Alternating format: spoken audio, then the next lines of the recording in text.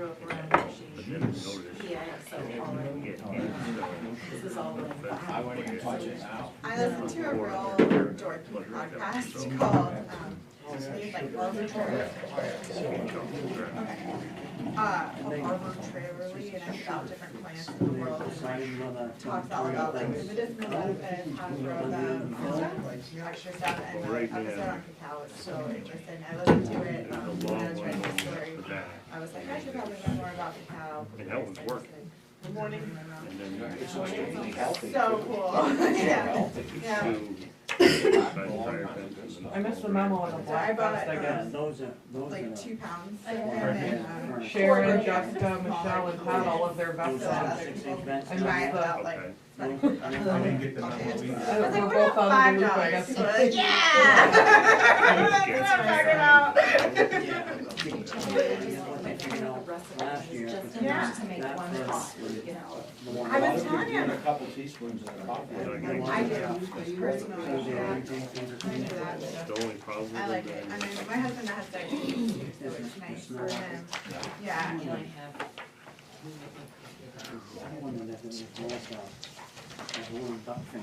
I was actually thinking. We'll get going in just a minute.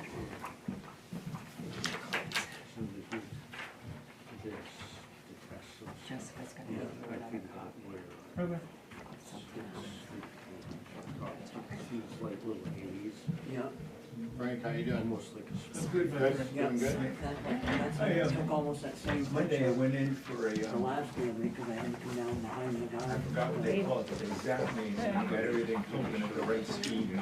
Right. So I'm feeling like I didn't know if you feel this good. Sheet rock. That's good then. I run a fast. 15, 20 This minutes was not. Right. Seal, yeah. down, out. That quick, it was unbelievable. This, It is, it's just unbelievable. these two. Welcome, everybody.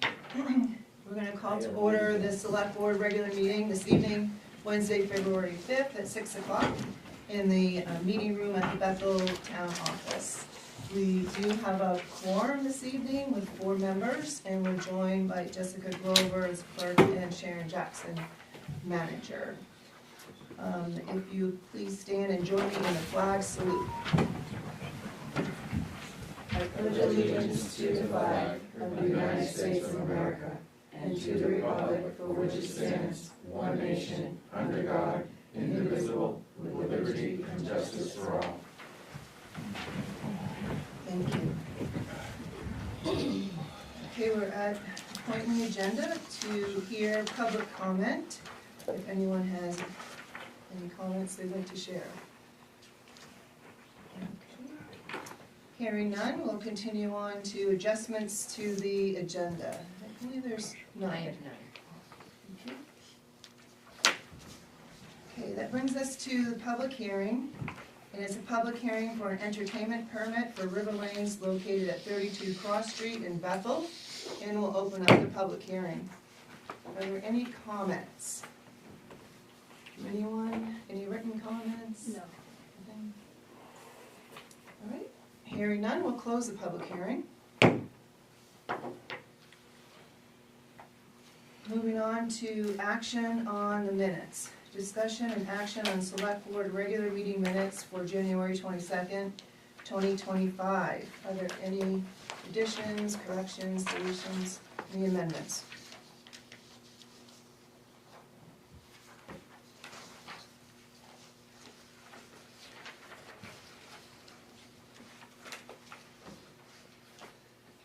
I just had just one clarification on page 3. D, under the interlocal agreement between the towns. And in the minutes section, it says, moving forward in advance of the interlocal agreement meeting, maybe solid waste board meeting? Okay.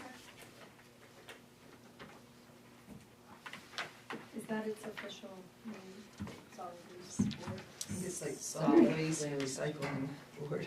Yeah. Anybody have anything else? Is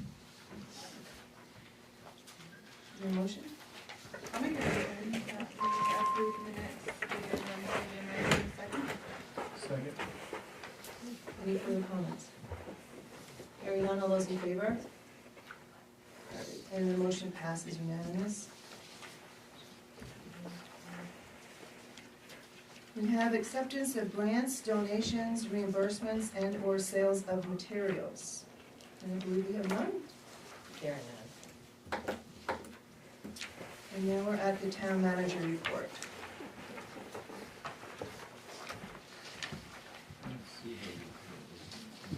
I just just got gave it it down. to you. Only 8 items, Sharon? I had brought this one here and I had to bring it up. No, I had that, but I had something else to add to it and I forgot, so I just put it back on my email. Okay. The next select board meeting will be February 19th. I moved discussion to that meeting on the rescue chief position and the moisture and mold problems at the town office, when Sarah will be back. She is in Oregon and not able to attend tonight. Tim Susi from the Maine DOT presented information about the proposed Aroma Joe's at a scoping meeting that was held January 28th at the town office. He discussed some developments regarding the intersection of Mayville and Parkway. A significant change to traffic signal warrants is expected as part of a traffic signal update. This area will now qualify for funding for lights once this is approved. However, the state has planned projects through 2028 for signal lights, and there is no additional funding until then. There is an MPT funding available for a 50-50 town-state match. The cost for single signal lights is approximately $600,000 right now. I will provide more information at the next meeting about the 50-50% program. I presented information to the Solid Waste Board and Select Boards to the towns of Newry, Bethel, and Hanover with the results of our January 28th Solid Waste Board meeting. Newry discussed the information at their Select Board meeting last night, and Hanover will discuss the information at their next meeting on February 19th. I will present our request later in the agenda. Randy's January monthly report for the airport is attached. The sheriff's January monthly report is attached. And Major Dana Thompson's report for shift briefing from January 24th through the 30th is attached. This is his second report that he has started doing like this, in addition to the report coming from the sheriff. We now have received full payment, excuse me, from the property owners who received foreclosure notices for the 2023 property taxes, except for one. Notices were returned for this one, and it doesn't appear anyone occupies the property owned by David Owens at 24 Chase Road. We're asking if anyone knows Mr. Owens or how we can contact him, and to please call either Jessica or me at the town office with any of that information. Next meetings will be Monday, February 10th, 6 p.m. Capital Improvement Committee. We'll meet at the town office. Wednesday, February 12th at 8 a.m. The assessors will meet at the town office. At 4 p.m. the airport board will meet at the airport, and at 6 p.m. the planning board will meet at the town office. I do have one more piece of information, and I did forget to write this, but I'm going to read it. I received a email from Sarah last night, Sarah Southam, concerning the University of Maine program that the Conservation Committee had applied for, and this is what she wrote. I wanted to let you know that 2 University of Maine graduate students chose to work with the Conservation Commission to do a cost-benefit analysis of energy options for Bethel. We met with them via Zoom today, that was yesterday, and they have a good deal of experience in the field of energy economics. Their project is called Developing a Municipal Energy Efficiency Plan for the town of Bethel. Cost-benefit analysis of energy options. They will work with us from now until the end of April. They have a Zoom meeting scheduled every week to work on the project. The students' names, and I probably won't get some of them correct. Harry Nutafafa Arden. He's a graduate student in ecology and environmental sciences from the University of Maine from Ghana. Raphael Ahmed, who is a graduate student from the School of Economics, the University of Maine, and he's from Bangladesh. So I wanted to pass that information on as a result of their request last meeting that was approved. Thank you. Thanks, Sharon. Does anybody have any questions for Sharon? Okay, hearing none, we'll continue on. Board/committee report, I believe we have none. Correct. On to our business items. First one is discussion and action on the entertainment permit application for River Lanes located at 32 Cross Street, Bethel. You have the application in your packet. I'll make that motion. We approve the entertainment permit for River Lanes on 32 Cross Street. Second. Thoughts, comments, questions? Hearing none, all those in favor? And then the motion passes unanimous. Next item is discussion and action on Luna Blue Vitulers license located at 150 Mayville Road. And you have the application in your packet. I'll make that motion that we approve the victualler's license for Luna Blue Lodge on 150 Mayville Road. Second. Any questions or comments? I just have a question. Are they like opening up like the Briar Lee again, or? No, they met with the planning board. It does look like they will be applying for a liquor license because they want to be able to serve liquor when the food trucks are there. And they felt in order to be in line with the town that to get a victuals license, so we knew what they were doing and they were willing to do it. It's kind of a little bit of a gray area, but figured it was something that they wanted to do to show that they wanted to be within our rules and regs. And I think over time, they'll be moving in more of that direction. So, and it also puts them on our list every year for information to be sent to them and everything. So when it came, I discussed it with Sharon and we decided it was the appropriate thing to do at this point. But they're not gonna have food per se, it's gonna come from the food trucks into the building. Thank you. Anyone else have any questions? Is the 36 seats inside only? That was based upon what the previous restaurant was set at, was 36 seats.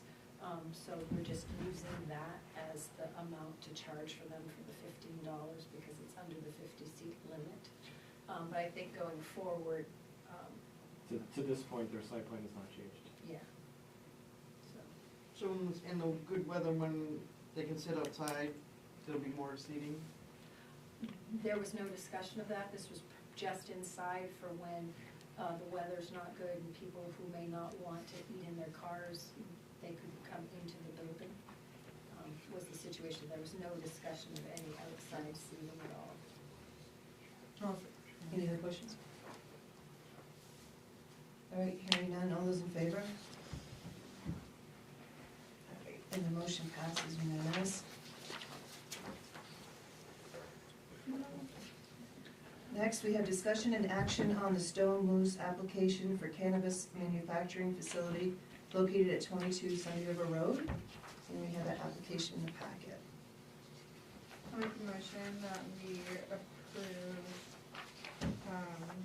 the Stone Moose application for a cannabis manufacturing facility located at 22 Sunday River Road. Second? Questions, comments? Okay, on page 2, is there currently a medical cannabis business on this subject property? It says no. What's that? It checked off as no. Page 2.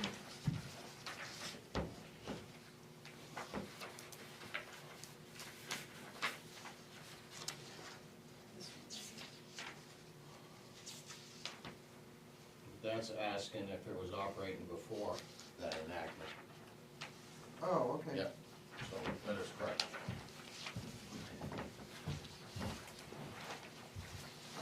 Is this a new application or renewal? It's a new, It is a new. it's for our edible manufacturing. We have another manufacturing license, but it's in the other building, and even though it's on the same property, you have to get another license. So, up to 6 now. One business. All you need is a building permit. Any other questions or comments? All right, hearing none, all those in favor? And the motion passes unanimous. Okay, this brings us to discussion and action on chapter 140 site plan review, section 3 applicability. A, Bethel Town Code changes recommended by the Bethel Ordinance Review Committee. We have that in the packet. We also had a preview a couple meetings ago on it.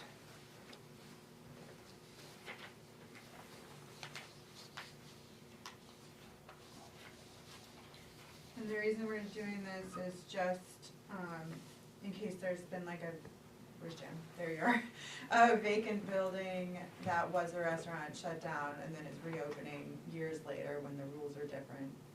It's just so everything can get updated. Basically, real layman terms, yes. Okay.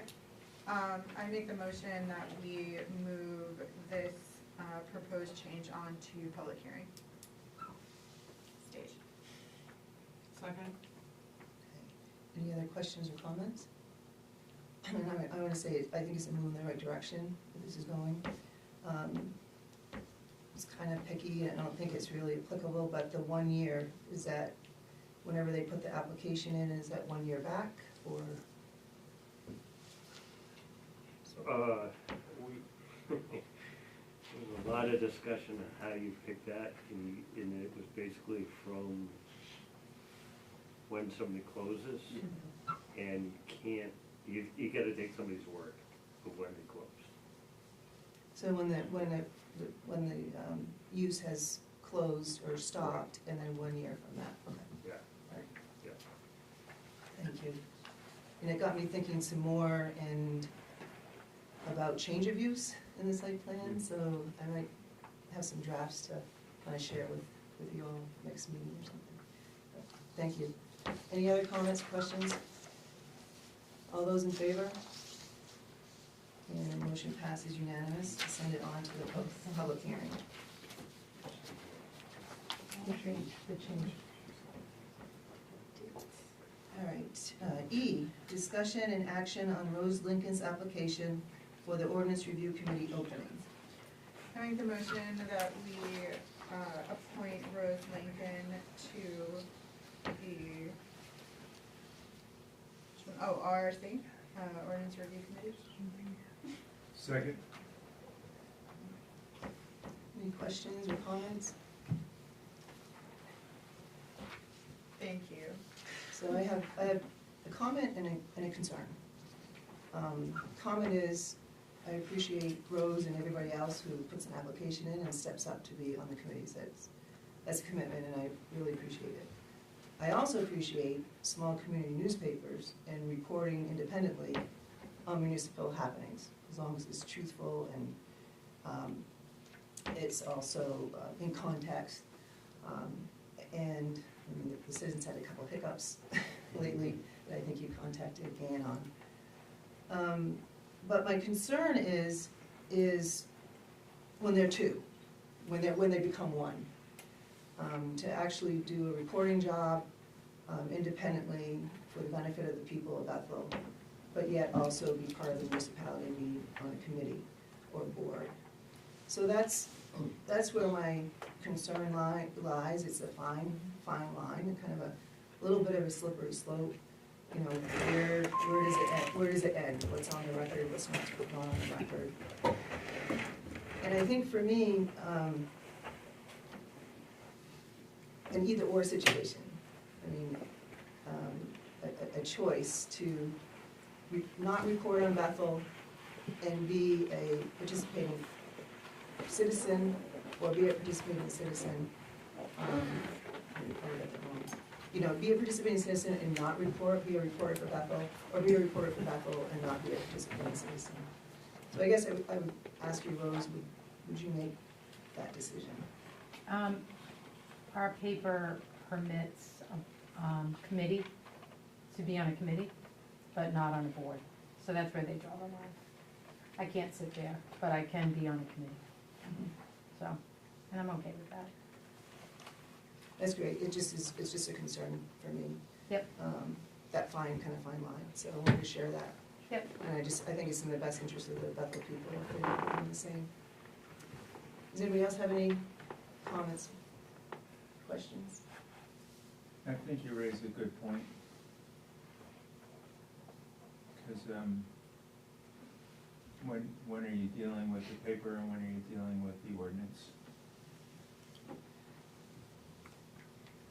Is there a free flow of information to get to the end result? I mean, the flip of that is that having the education of being on the ORC is highly valuable, I would think, in reporting, because sometimes when you're an outsider looking in, things don't make sense, and you can report them improperly because you just don't know how things operate. So I do see a benefit of the new people reporting the news knowing how things work. We can always ask, that's, the independent part. And we can for me always is- watch it, like, I think it's valid, like, I think it's a there's valid truth to that. concern, Yeah. I think you I don't see any also, conflict of interest involved in it. I think the committee versus board breakdown is helpful for me at least, because the ORC just makes recommendations and can't pass anything independently.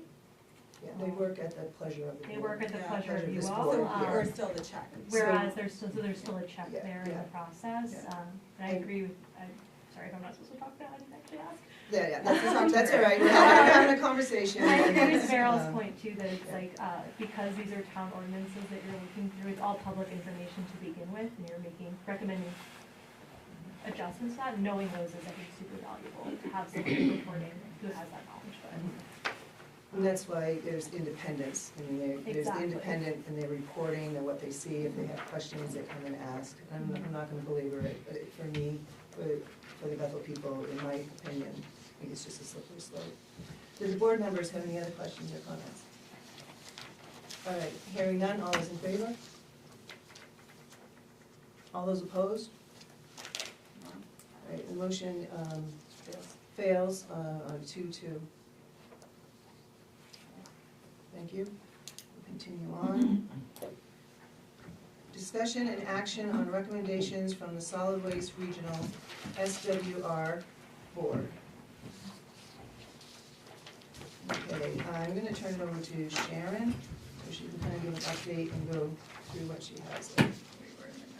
So on the 28th, the Solid Waste Board met here, members of the board from Newbury, Hanover, and Bethel. And we went through, what I did was, I took the current interlocal agreement that was done in the year 2000 and approved in the year 2000, 25 years ago, and I retyped it, and I made changes to it, and I gave it to the board members to review. we were all in agreement by the end of the meeting what changes to make and recommend to send to the select boards for the 3 towns, and then to be able to have it on the warrant for each of the 3 towns for this coming year.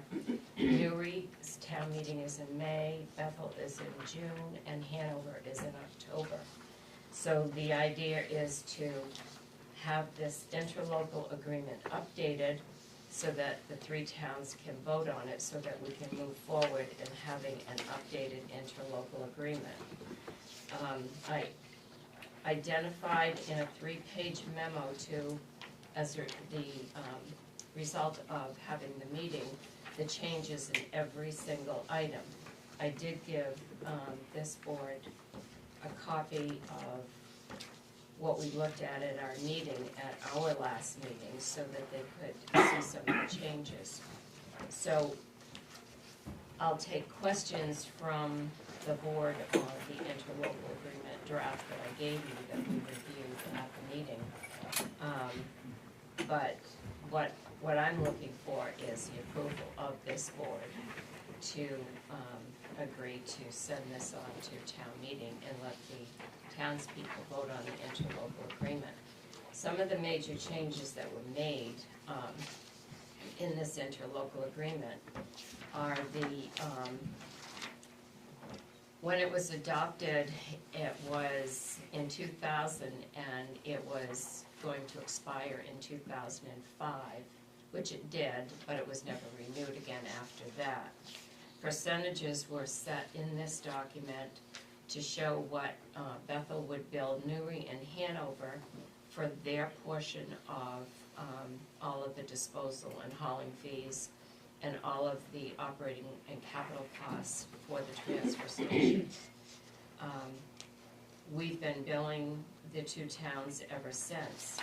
Now, the percentages that were listed in 2 different categories, at some point about 10 years ago, those percentages changed. No one from any of the 3 towns who have been involved in this, including past solid waste member boards, remember or know how those percentages changed, but they're not the current percentages charged that are in this interlocal agreement right now. So one of the recommendations that I've made in some of the changes is, under the allocation cost, is to eliminate one of the sets of percentages and just go with the percentages that we've been billing now for the past 10 years and rounding it, rather than having it like 55.22, instead rounding that to 55% to make it easier. Also making sure that the what's identified in here to be done will be done. Another change is that the allocation of cost is supposed to be looked at every single year according to the costs associated with disposal fees. That's never been done because the percentages have always stayed the same. So in 25 years, the costs have increased dramatically, which is going, and the tonnage has increased dramatically from what it was 20 years ago. So now we need to make those adjustments. I'm currently working on a 30-month, 2.5 fiscal years spreadsheet that's going to list the exact tonnage for every category and the cost for every month that it has cost us. I'm almost done. I expect to finish that this weekend. The way this interlocal agreement is written is it doesn't allow anyone else but town meeting to change these percentages. There is a 6-month difference with the 3 towns in their town meeting. So by the time you make a recommendation in one town, well, we would make the recommendation, it's gonna take almost 6 months to get to Hanover's town meeting. So we're already gonna be 6 months behind what the current cost should be anyway. So there's language in here that states that after this initial interlocal agreement is approved, let's say after October of this year, then it is the solid waste board that makes the recommendations on the fee changes based on the previous year's costs for all of the disposal and hauling fees. And then we send that to each town's select board, who should approve it, and then we would be able to change the fees. So the select boards would have the authority to approve the fee changes every year, rather than having to go back to town meeting every year, because we already know that didn't happen in the last 25. So it's something on the idea tonight. We have a fee schedule in front of us, 2 pages. The select board approved those fees. This should be part of the same thing, in my opinion. So there's a lot of grammar changes that were made in here. Every place where it said selectmen or boards of selectmen, it was changed to select boards. So that's also changed. Some sections have no changes. I've identified everything that has been deleted and added by strike-throughs or underlines. So that's the first part of this, is the interlocal agreement. And Loretta sent over this morning a paper showing what their boards talked about with the various things. And with the interlocal agreement, they did have a couple questions on it, and one of the members didn't have a chance to read it. So they are going to talk about the changes in the interlocal agreement at their next meeting on the 19th. So what I would like to know is if you have any questions about the first part of this, which is the interlocal agreement. And Frank, excuse me, is one of the solid waste board members for Bethel. He was at the meeting. How did, I have a question as far as the stickers go. Is that all right? No, I'm not there No. yet. I'm just on the interlocal agreement. how did you come up with the new formulas? There's no new formulas. They're The using, percentages, the No. allocation? nope, they're the same as what we've been using for the past 10 years. We won't have, Oh, okay. so if you look at page 3. So we've been using these ones, even though the agreement said this. You've been using we've been using the underlined ones for the past 10 years. Okay. And Cool. what's crossed out is what was written in this agreement 25 years ago. But no one knows how those percentages changed. Okay. And if you look at B, those percentages were also charged. Mm-hmm. So if you look at the bill that is sent to Newry and to Hanover, and also breaks down Bethel's costs, that it's not consistent with these 2 categories and how these percentages was applied. Mm-hmm. So we need to be consistent and charge, these are all operating costs. So some operating costs were charged at A, and some listed in A, and some operating costs were charged at B, When their definition. when they're all the same. Yeah. So they all need to be charged the same. So the reason I put the under A, because I'm deleting all of B, Mm-hmm. is that's what we've been charging. But again, you can't charge some operating costs. No, I totally That understand that, difference. but I wonder That's where we came up with that. how, okay. So it would be continue charging these same percentages Mm-hmm.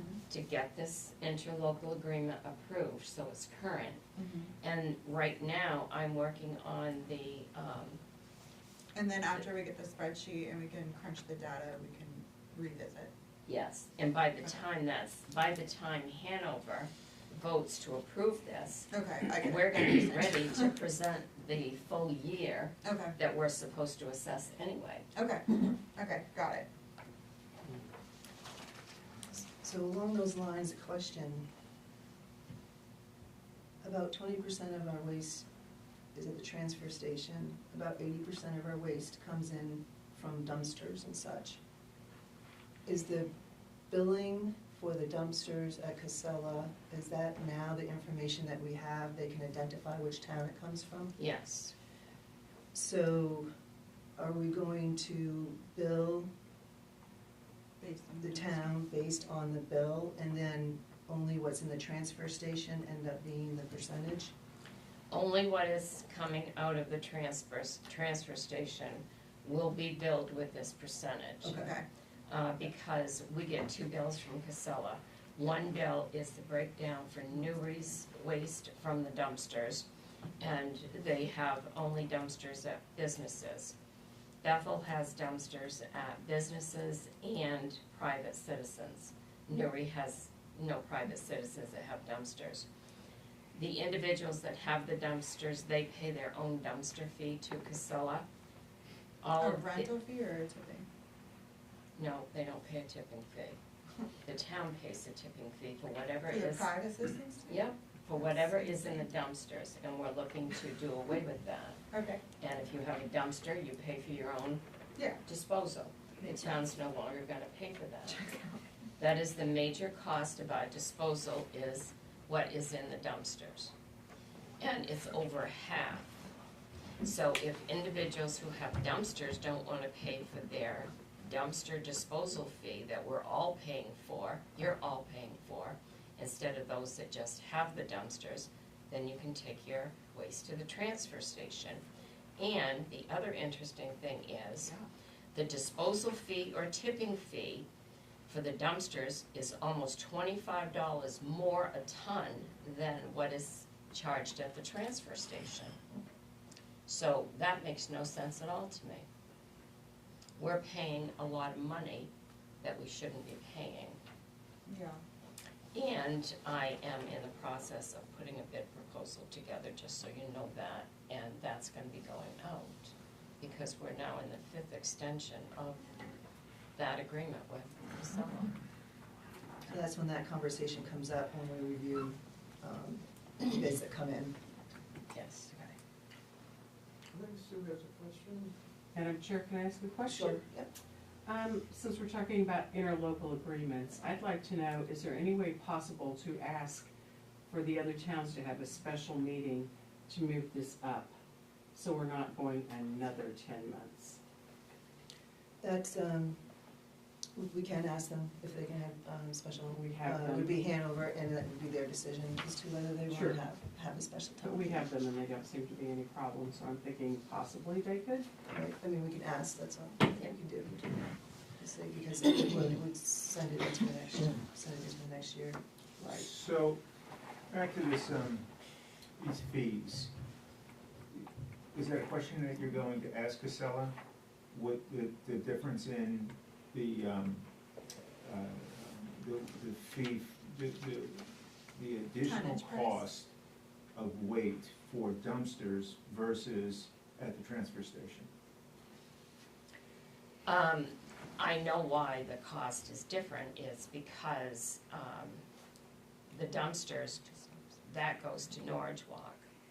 And they go to 2 different places, so it's a different fee, different disposal fee. That's why it makes sense to have the MSW, which one? Everything goes to the same. They all go to the same Yeah. place. The difference in the price is basically trucking. Yeah. They spend Well- more in trucking doing curbside pickup than they do with us. So they charge more for the waste. Yeah, that makes sense. Correct. Because the But they're hauling also- is the same for They're both. also getting a fee for, a rental fee for the dumpster, which there's an added fee, so, I mean, it's great for businesses to pick up their fees for waste removal. But here's the deal. The businesses Excuse me, are Frank. getting hit. Excuse me, Frank. Jimmy, do you have a question? Sorry, I wasn't trying to, Oh, no, okay. can you clarify one thing? You said that no Newry residents have dumpsters? That's correct, according to Casella. That are picked So up they by must be Casella. putting it under a different name. They could have dumpsters, but not as part of this program. Okay, I'm sorry. that makes more sense. Sorry, Thank you. sorry to interrupt. No, I mean, if everybody learns from it, right? Right, gets the answer, thank you. All right, Frank. So, the businesses are picking up a fee of rental, a rental fee, which is almost as much as the tipping fee, if not the same fee as the tipping fee. So there's a built-in revenue stream for Casella before they even pick up the trash. Now, they pick up the trash, and they're charging more to pick up, they're charging more of a tipping fee because they're there picking up the trash. It just seems a double hit, and there is no leverage for a business dealing with Casella as a business, where the town has more leverage because it's a bigger sale. Do you see where I'm going with this? So, if you want a dumpster, you have to pay whatever it's called, I'm saying this should be negotiated anyway. If the town was to still pick up the tipping fee, or if the town doesn't pick up the tipping fee, somewhere along the line, the business is being hit twice for getting rid of the waste. the businesses aren't getting hit twice. Well, if they're paying more in a tipping fee than the town is paying at the transfer station, they're getting hit. The town is paying the tipping fee for I both. get that piece. He's saying he has to pay a rental fee, and then Right. the town gets hit with a higher tonnage fee. Yes. So it feels like a double hit, It's because a you double would think, dip. It's a because double you would dip. think the rental fee would cover the curbside service. But it doesn't, it's just the doesn't. infrastructure. There are, Bethel's probably one of the Capitalism, handful of baby. towns in the state of Maine that does it this way. If you have a dumpster at your residence or your business in any other town, you pay both the tipping fee and the rental fee to the company.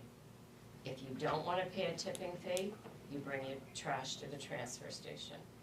I get that. And Okay, that then there is no, there So are is you no, asking- I'm not discussing that piece of the equation. I'm discussing the rental fee and the cost of the tipping fee. The cost of the tipping fee is more for a business than it Yes. is for the town. Not only is it more, the business is paying more for a tipping fee, the business is also paying a rental fee for a tin can or a metal can to be there that you have to be able to get rid of the trash anyway.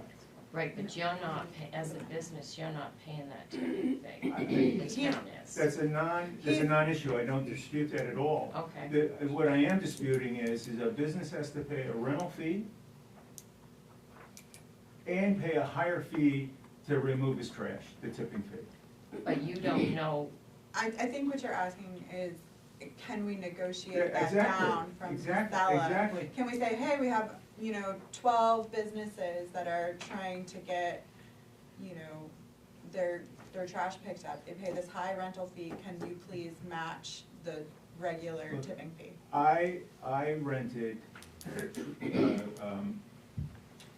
don't know if the you have that cans, leniency. however many yard it is, a 20-yard dumpster. They dumped it off at my site, I filled it up, and it cost X dollars to send it off. There was no rental fee for that dumpster. It was one fee to get rid of that stuff, was the cost of it. Yeah. I'm of the, this whole equation here is, my point is, Casella, it looks to me as if Casella is double dipping on businesses. They're charging for a rental fee for a can that you have to be able to get rid of the stuff, and they're charging more for the tipping fee. I think businesses are getting, Double dip. yeah, double dip, they're getting overcharged. And the business has no leverage as one business, but collectively as a town of businesses, they have more leverage, and I'm saying that should be kind of negotiated as a town versus each business negotiating their fee. When does our contract expire? Do It you know? expires June 30th, but I don't know if I'm following you, but I don't agree with what you're saying. Because if you choose to have a dumpster, you're gonna pay for your can and you're gonna pay for your disposal. If you don't have a dumpster, then you take it to the transfer station and it doesn't cost you anything, other than what we pay to get rid of it. Is there a competitor? And that, there are other companies that you can rent dumpsters from, that you can, as a business or a property owner, that you can call and you can ask them what it's gonna cost to have a dumpster. They'll tell you what it's gonna cost for the dumpster, and they'll tell you how much they charge per ton on what they take out. It's gonna be different every time, unless they could charge by a dumpster full, but if it's over full, then you're gonna get charged extra for that. Sure. This is not something that the town should be negotiating with as part of the interlocal agreement. Has nothing to do with the interlocal agreement, the dumpsters. This is, all I would do is call Casella and say, the town is no longer going to pay for the tonnage, disposal fees, tipping fees in the dumpsters. You're gonna now have to bill the businesses and property owners or residents who have dumpsters, because they're gonna pay for their own tonnage and their own dumpsters. And if they decide they don't wanna pay for their disposal, then they can bring it to the transfer station. That cost is, eliminating that is gonna reduce what we pay in MSW tipping fees tremendously. And I can tell you that there are only, I can't imagine, I don't know how many towns do it this way. The other towns do not do it this way. If you have a dumpster, you pay for your own tipping fee. The town should not have to pay for that, because the town is already offering the transfer station where you can dispose of it. Well, I don't disagree. Okay. I think businesses should be paying their own thing. I'm just saying that the way that it's set up with Casella now, it is just unfair to businesses, because businesses are getting double dipped on the fee structure. And I The can't disagree with you. Okay, so we agree with each other. Yeah. But then what do we do about it? What can we do about it? There's nothing that we can or should do. What I'm saying is that we just let Casella know that we're not going to pay for the tonnage in the dumpsters anymore. They have to bill their own customers for the tipping fee, not the town. And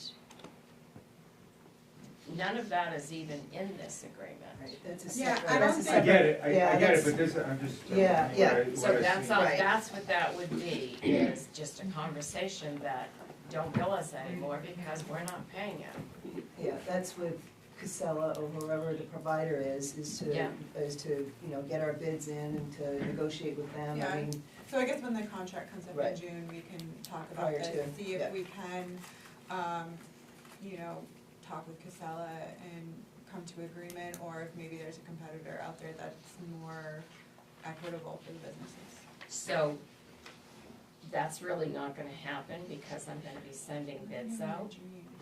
So I'll send the bid specifications out to several companies. Yeah. And whoever has the best proposal, we don't have to negotiate anymore. Yeah. I mean, we've continued this would be the 5th year.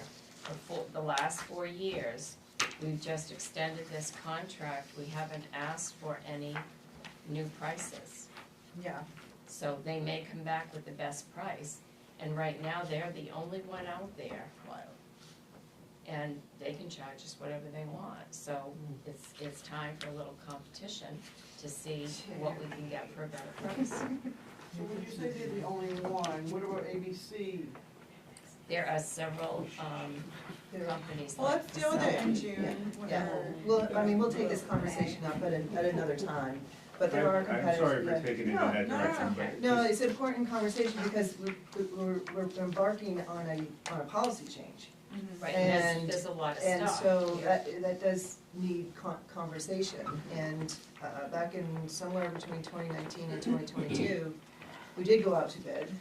And the prices were, there weren't a lot of vendors to choose from. And then some of them we had to take them to a Yeah. different place, and that added to the trucking, hauling fees and such. So it's something for in a couple months, I would imagine, we would talk about again. And also if the town drops this, then the individuals can do their own shopping around for For who they want. companies, that's right. Right.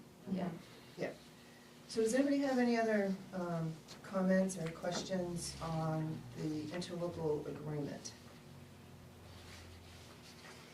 I noticed that the administration fee has a maximum. Oh, yes, to that 3. changed, Yeah. because the administration fee, we charge Newry and Hanover 2%. According to the interlocal agreement, we are supposed to have been charging 2% of the entire bill. That's not what's been happening. We've been charging them 2% of their bill. So, that's gonna change. They're now going to be charged 2% of the entire bill that we have to break down and divide up, instead of just 2% of whatever their bill has been. And I asked for a 1%, well, I asked for 5, I was gonna go to 5, because the county charged us 5. And so I brought it down to 3, because they said they're gonna have an increase anyway, because they're now gonna be charged on the full bill rather than just your own bill. Thanks, and then as far as the participants on the board,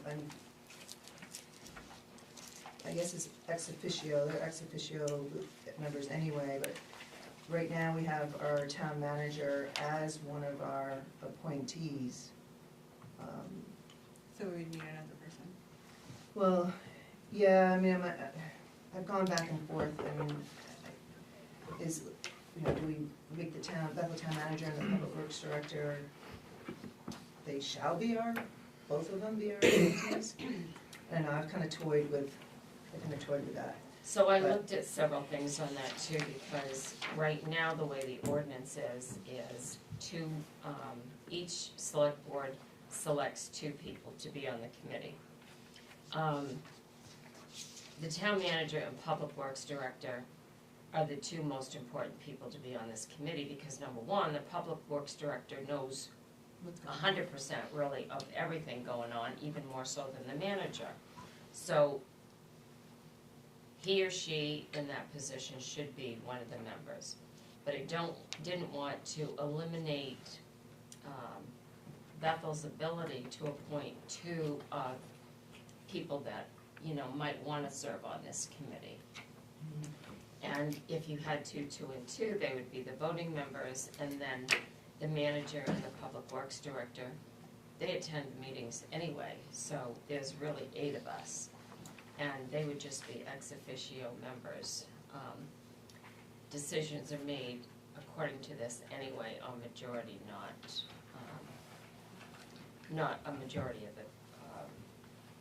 That's why I think you have 6. It's on, how's that written? Yes, it's just a very simple governance, because it all goes back to the select boards anyway. Right.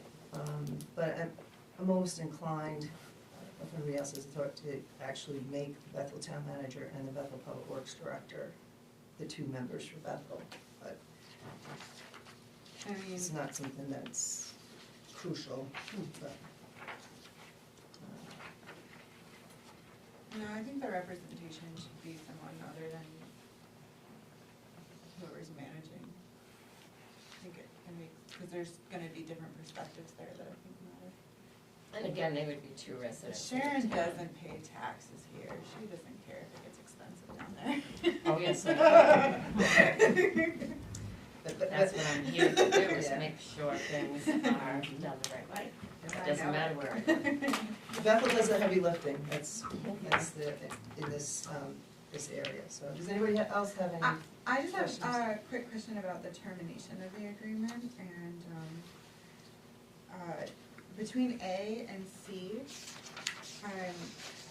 I'm just a little confused as to what this would kind of look like. So A, it says this agreement shall remain in effect indefinitely until the agreement is terminated by one of the towns, and then the termination of this agreement shall provide written notice, great, but down here it says, these towns, which there's a little spelling error there, that's okay.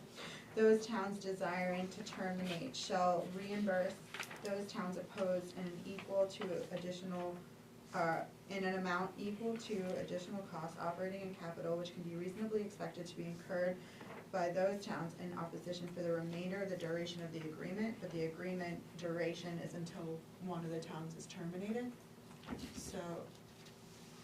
So I, without a termination The date. town would have to So check. 60 days, is it? It's all the things that you would expect to pay within 60 days? And I don't know, that just, I feel like it should be more clear. For example, if we're putting in scales and then all of a sudden Yuri's like, nah, I'm out. Like, what would the cost that they would reimburse us be? And could it be for something that we all agreed to purchase, even if it wasn't coming for more than 60 days? Because you have the agreement. I'm sorry. Actually, that's the same language that was there on C. Yeah, but because you changed the termination date, so in this one, there was a finite date that we It's- were, If this is the termination date of the, A is the termination date of the agreement, yep, not if a town wants to get out. sure, but the consequence of a town leaving is dependent on the termination date, according to C. And the termination date now is being changed from a specific date. In this case, it was June 30th, 2005, and now it says indefinitely. So this no longer agrees with this. I see what you're saying, you're saying that, if I'm hearing you right, you're saying the termination date, you're understanding that to have been the termination of the agreement? Correct. So I think another way to look at it is the termination date is the termination date of the town leaving. That's what C is, So yeah. this, They're two different ones, well, so I don't see how they connect. okay, so those towns desiring to terminate shall reimburse those towns opposed in an amount equal to the additional costs operating in capital, which can be reasonably expected to be incurred by the towns in opposition for the remainder of the duration of this agreement Okay. because of the termination. Yeah. And then the duration of the agreement is what is defined in A, and it used to have a specific date, and now it's indefinitely. Yeah. So do they have to pay for everything Forever. indefinitely? Of course. I mean, I'm into it, I'm not against what you're saying, but it feels a little unethical.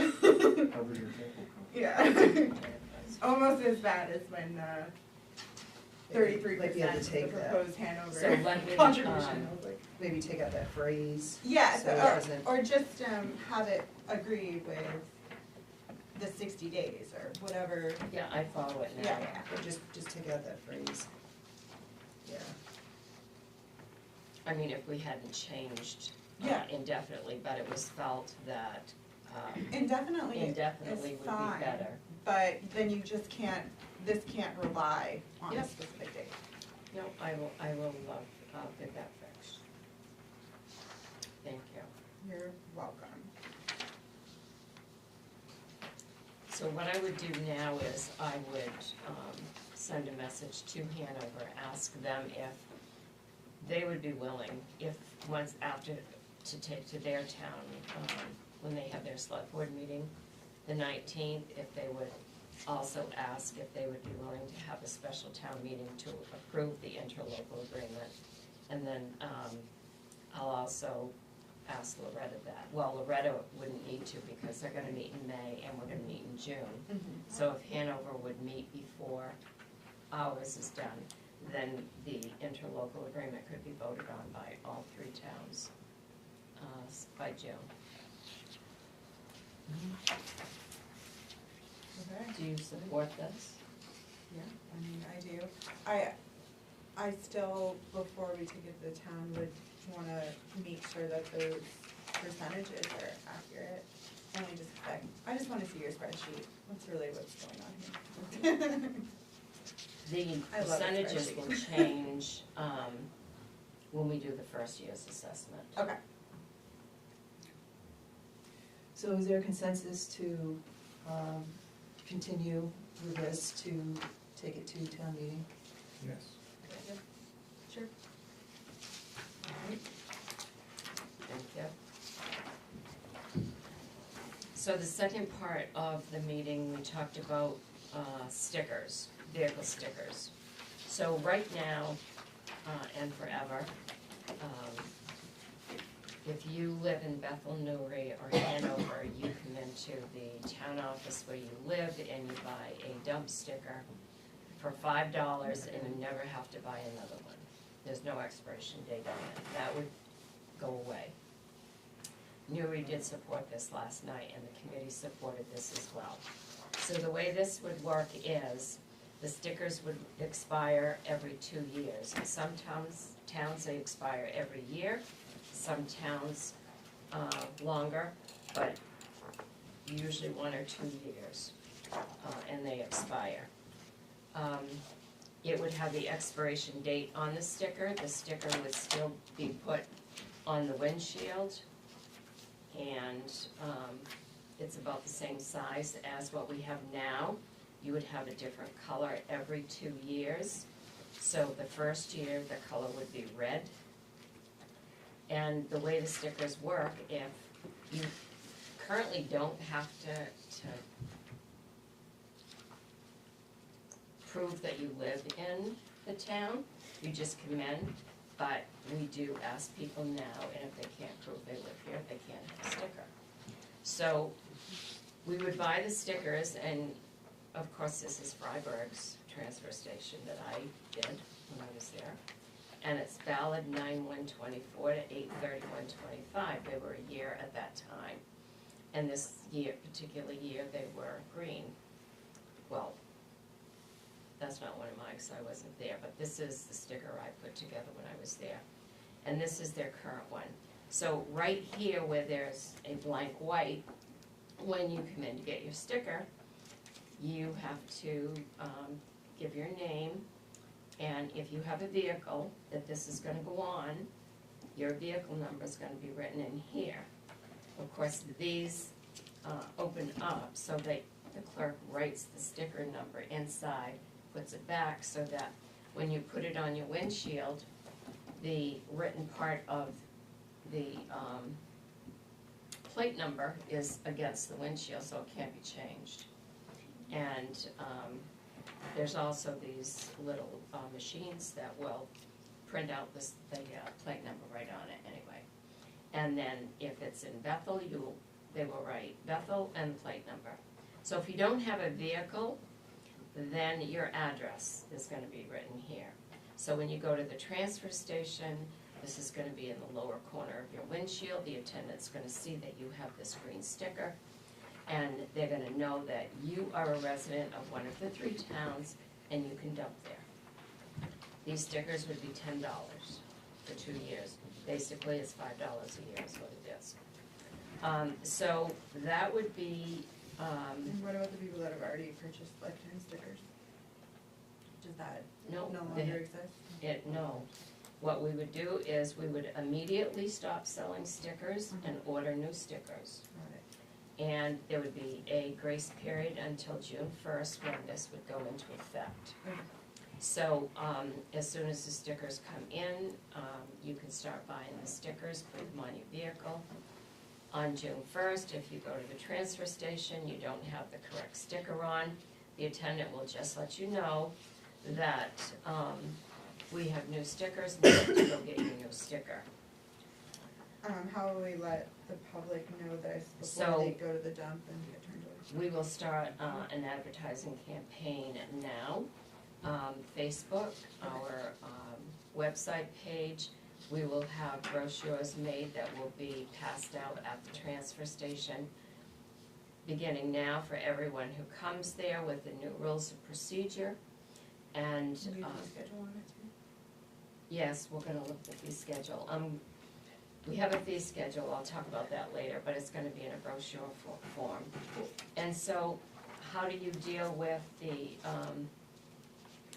people who have contractors working at their houses? So if I hire someone to come and do work at my house, and they have to dispose of construction debris, I'm going to give them it's about this size, and it's a sticker card. And my name as the property owner hiring someone is gonna go on that card, and the name of the individual that I'm hiring to dispose of my trash. There's gonna be an expiration date that the person will write on that, who's hiring the contractor. If they're going to need to dispose of the construction debris for a month, that month's date will be on there. So that's how that will be handled. If you are a landlord and have rental property, or if you have an Airbnb or whatever you rent, you as the property owner will come and get these cards that we will do. You will put your renter's name on it, the period of time that they are going to be renting from you, and can go to the transfer station, and they will be able to do that. It'll have an expiration date on it as well. Does that have the same cost? It will have the same cost, the initial cost for the homeowner, because the homeowner, who's also a landlord, is gonna get their own sticker. And then for these, they will just pay a fee for a landlord fee. So that they're just basically paying for the cost of these stickers to give out. And then we give them, these are actually not stickers, these are cards that whoever is bringing the trash in, they can put right in their windshield. But it's gonna have all the identifying information on it. But there's no fee for that. I haven't put a fee on this yet, that's something that, some towns charge for it, some towns don't. But it's going to only allow contractors who are working in these 3 towns to dispose of, because it's gonna have the address of where they're taking the construction debris from, or metal, or shingles, or whatever it is. And an expiration date of some sort? Yes. And if it's over $25,000 of value, they're to have a container on property. Yes, and that is another issue that is handled, not through this, but that's handled. 2,500? Yeah, that's handled through the code office when the building permits are given. They Yeah. give that information out on the permits with So will them that be having the to have a same dumpster. for those cards going through, when you come in for permit, Building permit? the card will be with the CEO, or how are they gonna know that they have to have a card? Well, that'll all be part of the information packet that everybody will know, but this isn't gonna be given to the code officer to give out. The landlord's gonna have to come in, or the property owner that's having construction work done and with disposal needed is gonna have to come in and get this card too. CEO can also let the person coming for the permit know that they have to go to the office to get that. Yes, card. they will have the same information that we give out to everybody else with all of these rules on it. I just have a quick query about that. As you know, I sort of work in construction a little bit, and a lot of the clients who own properties do not come to the area ever. And they hire a general contractor to be the person who gets all the permits and the cards and the things of that nature. future, how would we work around that? Like, for example, someone who lives in Boston and they have their GC and they're like, you know, go work on my property, and the GC has to throw out a bunch of drywall or something like that. So all you do They're is not up you call the town office and you say, I've hired This Mike person. Everett to do this work Okay. for me, and he needs a slip, I'm sorry, I just happen to be looking at you. Right. And, then that information Advertising. and that person that's gonna dispose of that just comes and picks it up. Okay, perfect. As long as you don't have to be here in person, then No. makes sense. I think Sue had a question. I do have several questions. I just want to clarify some stuff, you know me. Resident, define, anybody that owns a property in the Resident area. taxpayer. Okay. How permanent are those stickers? Are they the magnetic ones that can just be peeled off and put No, back on? they will not come off, you're gonna have to use something to take them off. And are they gonna let them have them on a piece of plexiglass? Because a lot of people are like, oh, I don't want that on my car because it looks bad. That's how the parking passes up at Sunday River No. went around forever. No, Okay, don't they have put to 'em- be on the No, car. because if I did that, then I could give you mine and you could use mine. Exactly, that's exactly what goes on. I mean, you have to, this is basically tough love. You wanna pay for everybody's trash, or you wanna pay for your own? Right. Okay, construction stickers, will they expire? They Good. will. Okay, and is there a certain amount of time? And if they're over 25,000, I'm hoping It, They go clarify, It's we were It wrong. is 25. It is 25, It is. okay. they would have a I didn't dumpster, think- they would have. Right, they'd have to have a It's like dumpster, 2,500, I'm hoping, I mean, So it's, that's it's what I looked the, at, the 25,000. expiration date is gonna be the expected date of the job to get done. It's not just an open-ended. Okay. So they can't, so yes, Perfect, those were the questions, Yeah. thank you. okay. I have one, Jimmy? I didn't hear if you asked it. If you have multiple vehicles, You can get one for each vehicle. is there, you'd have to pay for each one, for each vehicle, right? There's no family sticker. Well, I We mean, that never may ch- be, that No, may be we- something to consider. We that- never charged There's for, a lot if of you, $5 Okay. fees in this if town. you have, if you have two vehicles, and you, husband and wife, or two people live in a house and you each have a vehicle, we never charged, $5, cause our fee was $5. We never charged $5 for each sticker. Okay. We charged, For the first one, In the house. like, so it would be $10 for the I mean, first you one have to, and then. in that, you have to make sure that it's, somebody's getting a legitimate one for the second house, but if you were to apply, if you were to charge for the second one, maybe we give that one at a little bit lesser. well, that's an mean, idea it's too. just I'm just saying thoughts. that, you know, we didn't, if you have two vehicles, both stickers would have a different plate number on it Yeah. anyway. Right, yeah. But, that's also You an just gotta make option. sure that they're Yeah. the same household. And then Right. I have a fluffy question, it's for Scott. How do the people working at the dump feel about this, and are they willing to follow through? Like, is it worth the cost of the stickers, like? They're willing to do what they gotta do as long as they get the backing behind them Yeah, to yeah. do it. Okay, They ask people, the biggest complaint right now, somebody comes in and sees a different set of tags on a car, and them getting out throwing their stuff in the thing. yeah, So they make the comment, well, they've got just as much right to be there because they're renting a, whatever, yeah, but because they're not driving a certain Name. tag on the car, I mean, this takes care of a lot of that. yeah. They, Um, there are people that come in every weekend. These guys are local, they know, I drive in, they know me. They yeah, don't ask me if I have a sticker on my car. same,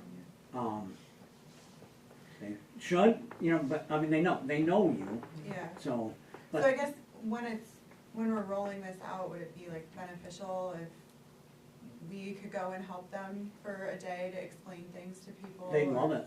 Okay, They really would love it. yeah, I think that would Yes. make more sense, to And- just have a little backup and not just like allow the world to And the kill other, them. the other side of this, I mean, switching over to, there are a lot of stickers out there that have been there for Sure. people that moved out of town, but they still have a sticker on their vehicle, so they, So this it's a new kinda base. eliminates some of that stuff to. And that will eliminate that, because that's the other thing, the reason to do it this way. When Yeah. you move, you still have that sticker on, so I know. you can still come.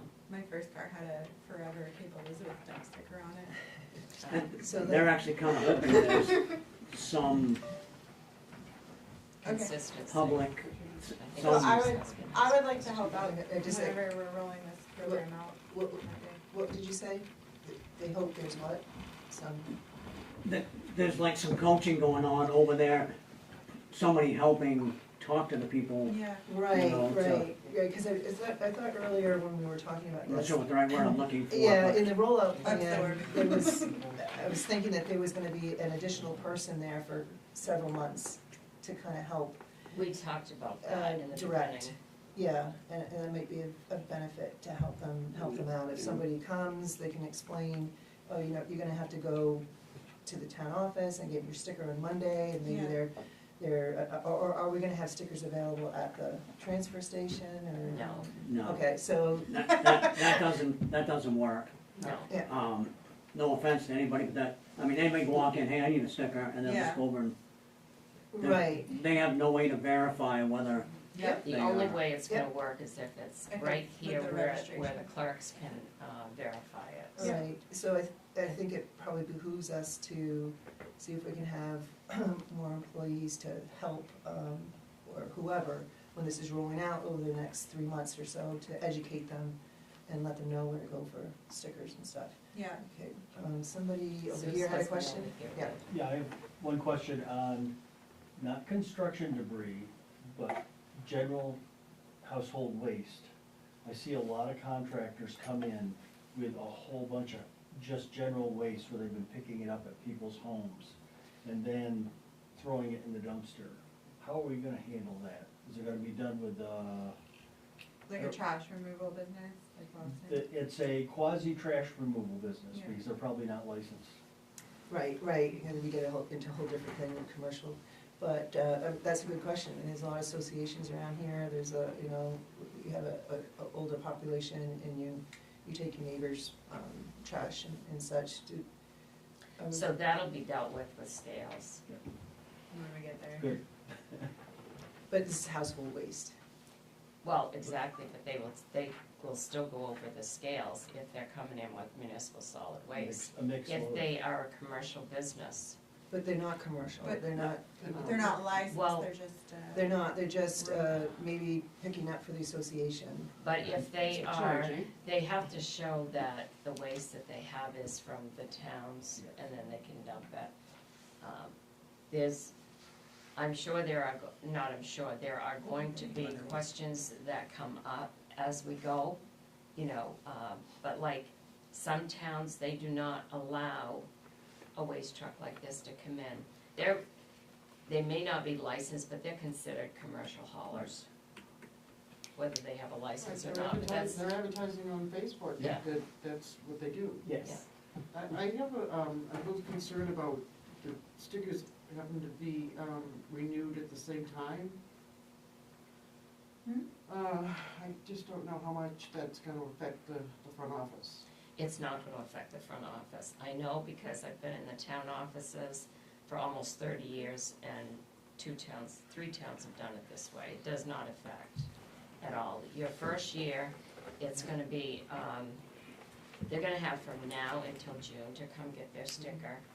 And people are not gonna all flock in the last day that their sticker expires. A lot of people will get them when they come in to do their registrations, or they'll start coming in because they know. And what we do is, we will order the stickers before the expiration date, so that they're here at least 60 days prior to them having to be replaced. And it will just be advertised that your new stickers are in, and you can come and purchase it anytime. But really, it does not have an impact on the town office. And the only other thing I had was on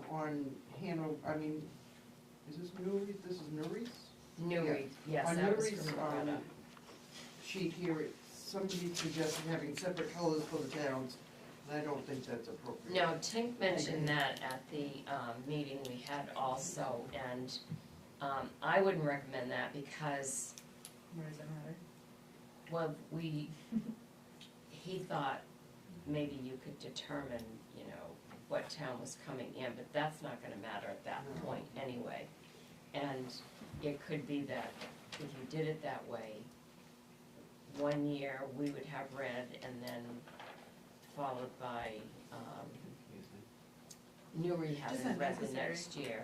But the thing is, you want the same color for everybody at the same time, so. I would think it'd be easier for the attendants, kinda like Yeah. your registration sticker on your That car. way you Totally. know This year is you're- orange. and- yeah. Yeah. And that does work out good that way. Anybody else have any questions or comments? So this is not in the interlocal agreement either. And so Newry does approve of this. Hanover will talk about this and give me their decision, which the two members that were here on their board did support it. So I do think that they will support it when their meeting is on the 19th. And once they do, then what I would intend to start doing is putting everything in motion that I just talked about and start selling the other tickets until these come in, and then we would start selling these. Okay. And it'd be June 1st, June 1st. 2025. I would call for a vote on that. Is there a motion? I'll make a motion. Where is this going, public hearing? No, this No. would actually be to implement the sticker Oh, to just program. stickers. Yeah. Okay. I don't wanna make that motion. So did you make the motion? I guess, yeah, sure, I'll do it. I'll make the motion that we approve the sticker program for the dump. Second. And I guess if we could have moments in time where we review what's happening since it's new, in case we have to make any adjustments along the way. Yes. Anybody else have any questions or comments? All those in favor? All right, the motion passes unanimous to implement the sticker program. So the last item that we discussed at the committee meeting, and it was discussed last night also in Newry, is the scales. So I'm back again with the same proposal. Tom from Maine Scale came here a few months back. The scales would cost, without having a figure right in front of me, but I'm gonna round it to $61,000. And the foundation work is right around $20,000, probably about $500 for electrical work. So one of the questions that came up was when we put the proposal together, and Tom had gone out with Scott and looked at the area to determine where the scales could go and fit and how it would work. So there were some that wanted to see a survey, so we had a survey done, and this is it. And they will fit exactly where Tom from Maine Scales proposed. For recycling or bottle retention. So that was a big thing to get out of the way to see that we could do that. So what we'd like to do is, this is also going to all of the select boards to look at. One of the biggest things that we found, Tom took all of our numbers for the last 2 years, and he ran all the estimates. If we had scales based on the tonnage that we had the last 2 years, we would have paid $250,000 less each year in construction debris cost. And I think that's huge, and that's all factual information. So we can eliminate that by having scales, and everyone that comes in with construction debris, tires, we just found out our tires are going up to $180 a ton. So if you come in with a load of tires, you're gonna go on the scale and get weighed. So shingles, anything like that, you'll go on the scale and get weighed, and you'll pay that tonnage. This is going to prevent anyone who has to pay in their town from coming here and disposing of construction debris and not having to pay for it. So this is gonna be a huge savings on the solid waste budget by having scales. Can you just remind me, the flow of traffic? It's one scale and they just have to do a second round They have to to do go, the end weight? I'm gonna let Scott explain that to you. But yes, they go around twice. They come in and,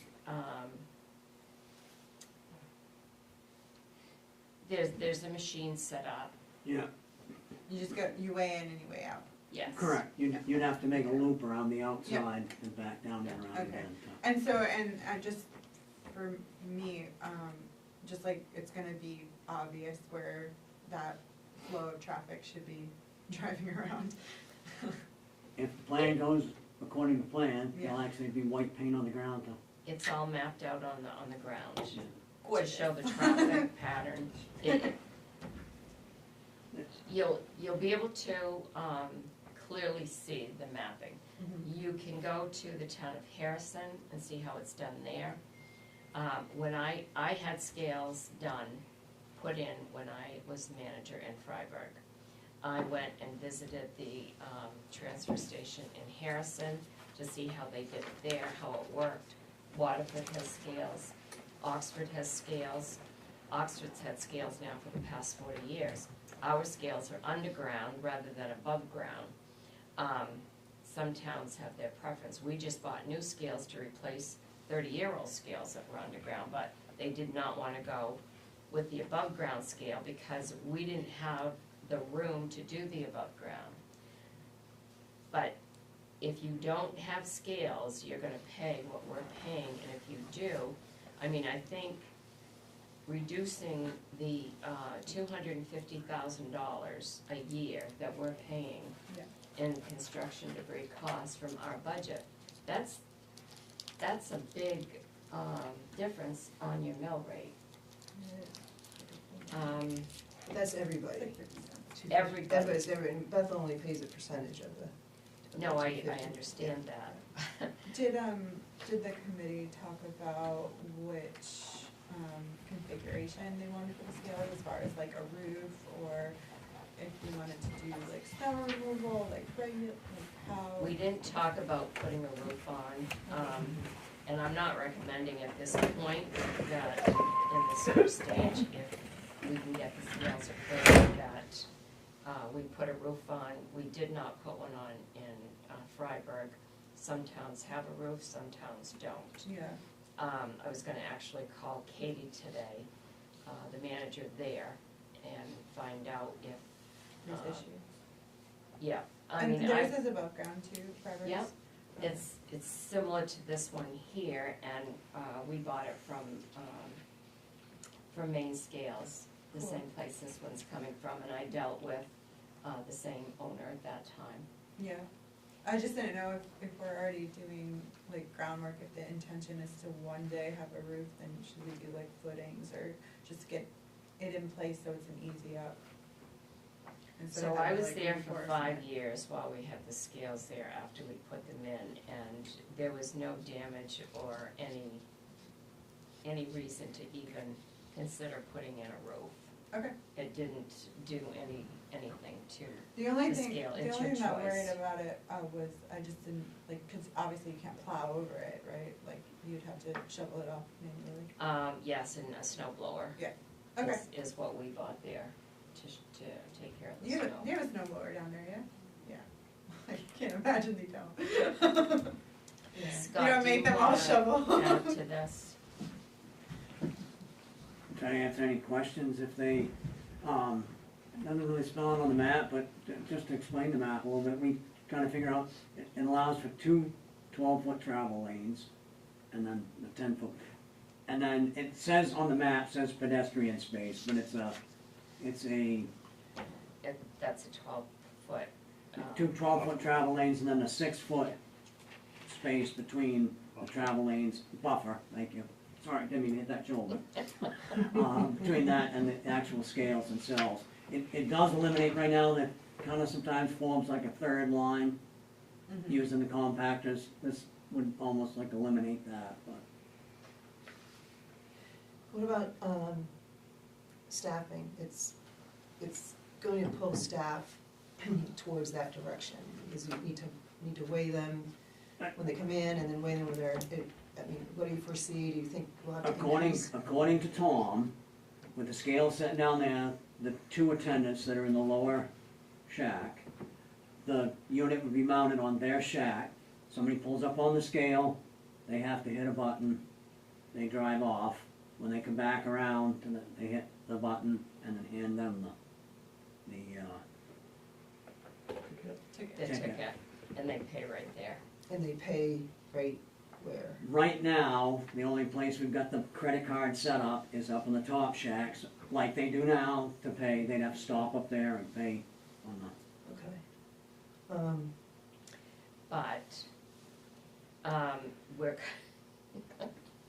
We're currently looking at, of course, First Light, most people know that they added the extra fiber here. And we're going to be able to have a new system at the transfer station. Right now, there's like a little machine where they put their credit or debit card in. And when we get internet at the transfer station, they will be able to actually pay right at that same area where they push the button, because it'll be a different system, because it'll be done through the internet. With the system we have right now we don't have internet, that's why it's that one. But we'll be able to upgrade that as well. And we're working on getting internet hooked up and everything so that can happen. And just as a general statement, I mean, some days 3 people is too many, you know, in slow time. Some days 3 people isn't enough. Yeah. Such as Tom's got more history, more knowledge in it than we do. He thinks it's simple for the 2 guys, but time will tell, type of thing. It's sometimes there's a definite need for an added attendant up there. Just things go on, everybody's got their own thing going, and you don't see things happening. It's not an everyday occurrence, but you have an extra activity, in a sense, happening in that area now. Yes. So may or may not need an extra pair of eyes.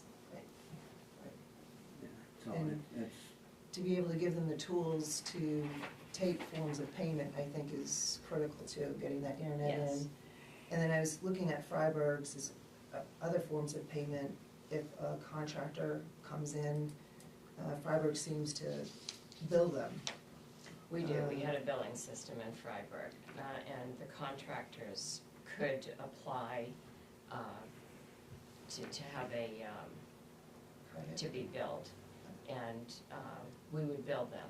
Mhm. And there was also a policy in place, if they did not pay their bill, then they were shut Yeah. off. Yeah, and that's the other thing too, if somebody goes around once and doesn't come back, you know, is there, they can be identified, then what's, for people who get away? Then Escape they were given a warning, and if they did it again, they had no access to use the transfer station. So to do that, if we had, I don't know if we can do it, if we had, especially once the internet's there, we could do a camera that would just, if somebody went out, then we Well, could deal with it later. And we did there, of course, we had the internet there, and we had cameras, and we could go back and look at them. And that's always a good thing to have cameras at the transfer station. We do have a camera system at the, Yeah. at the facility. It's not hooked to the internet right now, so if something happens, you have to go over and Pull the run tape. through the Trail, footage and trail then. camera, yeah, okay. Couldn't you have a Sue QR has code? Find the pickle thief. You know, you come through one, scan your QR code, go through the next time, scan the same QR code. No camera, it's hooked up to the internet. You know, each person has their own QR code, they have to come in and get it, but it's, I was thinking about that That's too, pretty like easy, a, and like it's a, almost like a very gift cheap. card, you can just, you know, Yeah. run the same gift card, credit, debit, credit, debit. alright, just, you have to scan your little code and, I don't know, that to me would be a lot That easier would be than cool. a camera. Yeah, and in Freiburg as well, they have a punch card, so Yeah. it would be a similar type thing, where it seems like they load a card and then they get them punched. It sounds like eventually you go to a QR code for your sticker and everything. Probably It'll all be could. done through a QR code, Yeah. You know, They're in so our easy. hands. yeah. So That's an advanced system. what, it's probably in here, Sharon, I'm sorry if I don't see Getting it. What's techier and the amount techier. that we're charging per pound, or proposing to charge per ton? 10 cents. 10 cents? Is this a pound? Any discussion of like a threshold? If I come in, I just cleaned up from the shed I just built, and I have a couple 2x4s, and I have some chips and debris. Yeah, there is. Is there any threshold of like, say, up to 20 pounds is free, and you just pay over 20 pounds, or any threshold? I think when Tom was Yes. here, he commented that the individual towns make up there, but a lot of times like the first 30 pounds, the Yeah, first they 20 do. pounds is, Each town is different, but yes, you would. but that's a decision up. Yeah, so we would do that as a unit, the Yeah. three towns, we would look at, Yeah. so that was supported to have a threshold. Okay. That's good, I'm glad. Yeah. Yeah. Yeah, I That's understand. who cleans out Yeah. my shed. Any other, I'm wondering if there's any consideration for expanding the transfer station hours, days? Just days, not hours, but days, like adding another day? And there's been talk in the past, there are, and along with expanding the opening days, you have to start figuring out logistics too. Getting things emptied in time to be back. Also, like Just employee logistics that need to be hours. figured out sometimes. Right, because I know other towns do have more days that they're open. The transfer station. Some of the bigger towns, yes. And Greenwood Woodstock runs the same hours we Yeah. run. Versions. They close a little I'm just earlier than we do, wondering but they if- open earlier too. If adding the scale is going to affect it in a way that we need to address it. Well, I think for those things, they're going to be learn as we go, whether or not we need it or not, and we may not. I don't know, and I wouldn't dare say at this point whether we would or not. I know I have been to the transfer station with Scott on different occasions, on different days, and it's nonstop. You know, the different times that I've been there. Also, I would think if anything, it would discourage construction debris and have people come more in line with what is requested, which is that they have their own dumpster at their site. I would think like going through once and being like, ooh, I could probably pay for a dumpster. I think it would help us on kind of two levels. Is I think we'll bring in less, and what we do bring in, we'll actually get paid for, so. yeah, I don't see this as a silver bullet, but I see it as part of a Yeah. multi-pronged plan. I mean, we weren't even enforcing the containers until recently. So, and I don't think we've fully seen the benefit of that, but. We're talking about it. She's like, We wait a heard you minute, enforce Jimmy. Jimmy has a question. No, but- Oh, Go ahead. I wasn't saying, I was just, she's working. This is like, we still have to wait for Hanover and Reef's approval on this piece, right? Yes, and last night, what Loretta said was that they approved scales the last time it was discussed. They wanted to see what we're gonna do tonight. But they do approve of the scales. The only discussion they had was what percentage they would pay towards it. They had talked about it before. Hanover has not talked about a percentage that they would contribute. They'll discuss that at their next meeting. But they would need to appropriate money, so it would go to Yes. town meeting It would to have to, pay for it, yeah. so it would be, once the three towns decide with their select boards, if yes, they want to support the scales, then each of the towns would need to budget in this coming budget year, the cost of the scales. So what happens if Hanover says no? Because as the parent, can we enforce that? I mean, can we override that? Or does that, I mean, I'm sure that's come up in discussion. I think that what we discussed at the meeting, they all seem to be on board. You know, like, I it mean, took I like think- a straw tally of what they felt about it, and they felt as though that their towns would support it. It's gonna save everybody money. It was so, just a matter of, Mhm. you know, the percentage that they were gonna pay. Um, On their capital. shoot, I forgot the other question. Oh. Just an FYI, this is gonna end up having to change some of the stuff that's in code. As far as, like the section that you're allowed a certain amount per job, we'll just have to look at something, Excellent. just FYI. Yeah, there's one little section, the one truck a day, which doesn't say one No, truck a it's day, one- it it's says one load Right. per job, yeah, Yeah, one Per day. 6 foot Per day, load though. per job. It's Per per day. day. It's per day. things change. It is per day. but anyway, it would, Yeah. it would need to be amended. Yeah, we'll have to. So I think at this point, we would be seeing if there was support to, I believe, send it to town meeting, Yes. on it. And I guess I would, no matter which way it went, can we get Tom's, cost benefit analysis again? Yes, I have all of it, and I will bring it to the next meeting. Great. That review, because I was hoping that it could be very, And when did that bid Solid. expire? I can't remember. It's what he gave us. Yeah, the No, it's, pricing. Scott called him yesterday, Day before, I think. day before. Yeah, this is Wednesday. So he just did a proposal for someone else for the same, there's about a $300 increase. But we'll get a new proposal with updated prices for it. Yeah, we should probably move before. And then, I can put all of the, cost analysis packages together.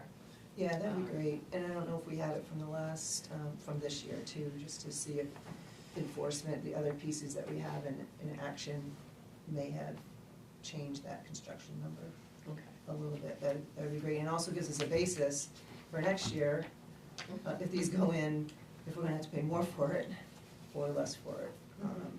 Because whenever you do something the first year, you never know what's gonna happen. You may have to pay more.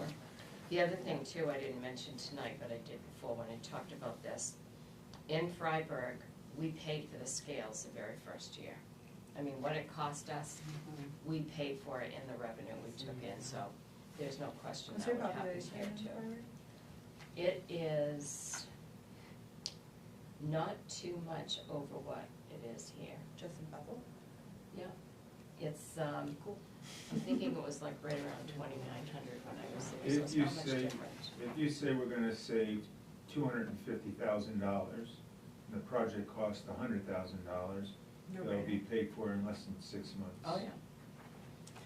And that's what I'd like to have on paper. Can I build on what Jim said? I want to make sure the code is changed. If we go to town meeting and vote for people to do this, we also at the same time need to have the code changed Yeah. or it will be a problem. So I just wanna make sure that those are both done at the same time, so we don't get any hangups. So that's a good job for Jim, to pick those out Right. and bring them to the select board, On right, it, Jim? Tim. You got it. We'll probably have it done before tonight's over. I think he's doing it right now. I'm sure. And that's able to be positioned in the warrant, the articles that if it does Yeah. pass, then you need to consider it. If it doesn't pass, then it doesn't get considered, yeah. Strike that, yeah. Right. Great, thank you. Any other questions and such, comments? Do you need a motion? I think I would take a motion on this. For scales. The scales to send it to the Forward town. to town meeting. So I'll make a motion that we send the scales, the proposal for scales to the town meeting. I'll second. Second. Any other comments or questions? And I really wanna see the numbers. I agree. I'm a little skeptical, but put it before the townspeople, let them decide. That's just my comment. All right. Sharon, will you include the tipping fee numbers when you do that? Oh, I'll have everything. Just Any other questions or comments? All those in favor? Okay, and Thank you motion very much. passes. Unanimous. All right, I'm gonna continue on here to G. 10G, discussion and action to approve a cost of living adjustment for employee wages in FY 2026. And Sharon in the handout, I think. or I actually maybe- don't have a no. handout, I Okay. ran out of handouts, time for handouts. But, so the cost of living this year, Social Security and the COLA for the country is 2.5%. So I'm in the process right now of working on budgets, and I'll be factoring in percentage increases.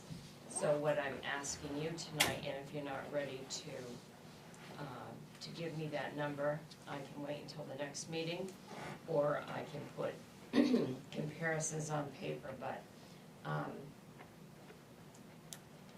I was gonna ask for a 3% across the board increase for all employees. Only because I've never asked for anything less in all the time I've been a manager. And, but 2.5% is the COLA, which, a lot of towns, they'll go straight by the COLA.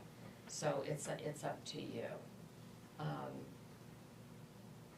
But maybe the thing to do is to have you all think about it, and then we can talk about it at the next meeting. And what I can do by departments is tell you this is at 2%, 2.5% versus 3% by department, this is what it will be for the increase overall, looking at both percentages. Would that be something you would wanna do? I think Have the that's total good. numbers. Yep. Yeah. Okay, we'll do that. I just ran out of time today. No, thank you. All right, so we'll see that comparison against the wages next time. I just wanna say a lot of nonprofits are doing 3% this year. Just a little side comment, sorry. Thank you. Okay, if we're all okay with that, we're gonna move on to H, discussion and action to approve the updated town fees schedule. And we had some conversation on this a couple of meetings ago, and then on your table, there's the updated piece, maybe, right? Yes, I gave you the sheet.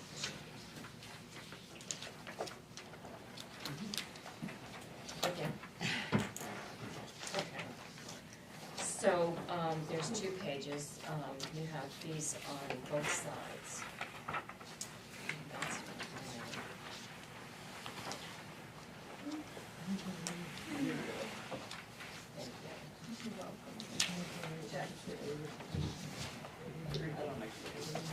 Thank you. Blowing you on to everybody. Oh, yeah. So, Scott is here, Courtney is here, and Dennis is here, because, they all have input in various fee changes. A while back, several months back, we added all of the solar fees to the fee schedule, and those have been added in here.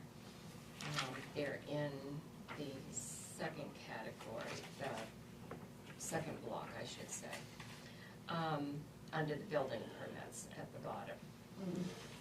The cannabis fees, what we did was, Jessica worked on that and she did a really good job.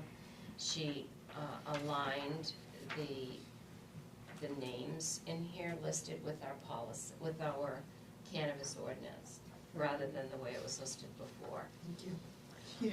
The cemetery fees have also been adjusted to be consistent with all the cemeteries. Jessica and Scott worked on that, and they spent quite a bit of time on that, and I think they did a really good job to make sure that it was consistent and charged accordingly. The next area where we had changes is in the transfer station. I see one we didn't look at today either, and that was the sticker fee for $5. But I mentioned earlier that our tire disposal is going up January 1st. Bethel has not received their letter yet, but I know other towns have, so that's how I knew about it. They're going up to $180 a ton to dispose of tires. So we had in the original sheet that we gave you, we had different fees than what we have in there now. As a result of the fee change, now that we know it's $180 a ton, Scott added, where you see medium duty truck for $750, he added that charge in there. And I'm gonna let Scott answer any questions to how he came up with these increases, if you have any questions on that. But this fee schedule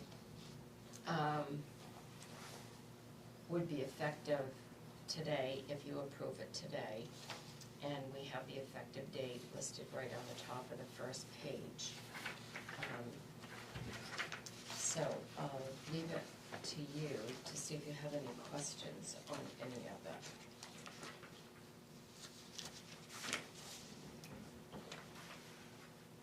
How come under mattresses it says commercial/business? You used to charge across the board for mattresses.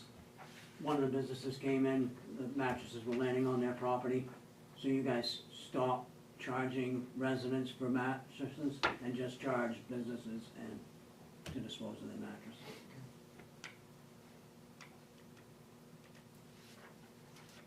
And I had a question on the, at the very beginning, the special amusement permit for 150. Can we get an explanation on what that means? That's the entertainment permit that you do with the. Just the entertainment permit, okay, because when it says special amusement permit, it kind of threw me off. We can Should we change just that to change it? entertainment. To entertainment permit. And then change the sticker to $10. Yeah.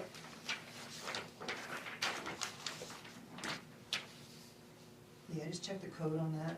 I think it's a special amusement ordinance, maybe entertainment permit. I don't know, just change Make the it consistent Oh, with the okay. code. What's that? Just make sure it's Yeah. consistent with the code. Yeah, And then maybe change our form then.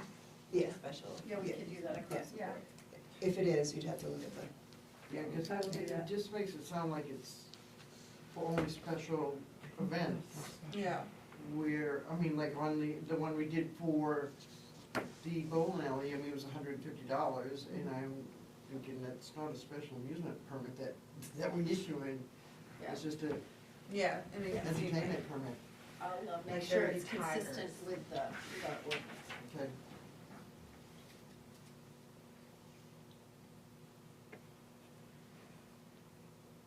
and then what was the questions we had last time? On the building permit,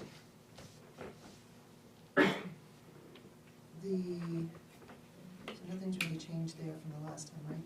So I guess the question I had was, there's the residential and there's the flat fee, the 25 fee plus the per square foot.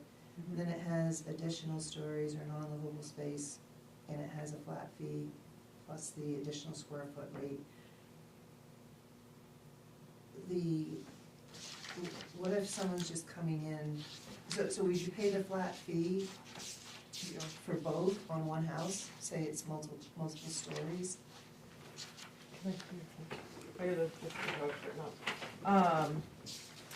So no, I would say, like, if you had a two-story house, you would pay the $25 fee plus the first floor of livable space, so heated space, would be 25 cents. And then the additional stories, decks, garages, sheds would be 10 cents. 10 cents, okay. And the purpose is more, I've done several building permits in the last year that are $4, $8, $12 for decks and sheds, and it's almost not worth the time to review everything and do it for $4. Right. I was just, if you're doing it all with one building. Yes, and no, then I you would say one do flat fee. one flat fee and Yeah. then go from there. But of course, if there's an existing building and you put additional floors and then you put the flat fee plus the 10 cents. If I had a one-story home. And you've already built it and you're living in it And and then your you're gonna permit's add a expired, second if floor. you pull out another permit, yes, Right. you would be charged Then an you additional would fee. pay the yeah. 25 plus the 10 Yeah. cents. Yep. Okay. No matter what you're doing, it's just a one-time flat fee. Yes. Yeah, okay, thanks. That's all I had.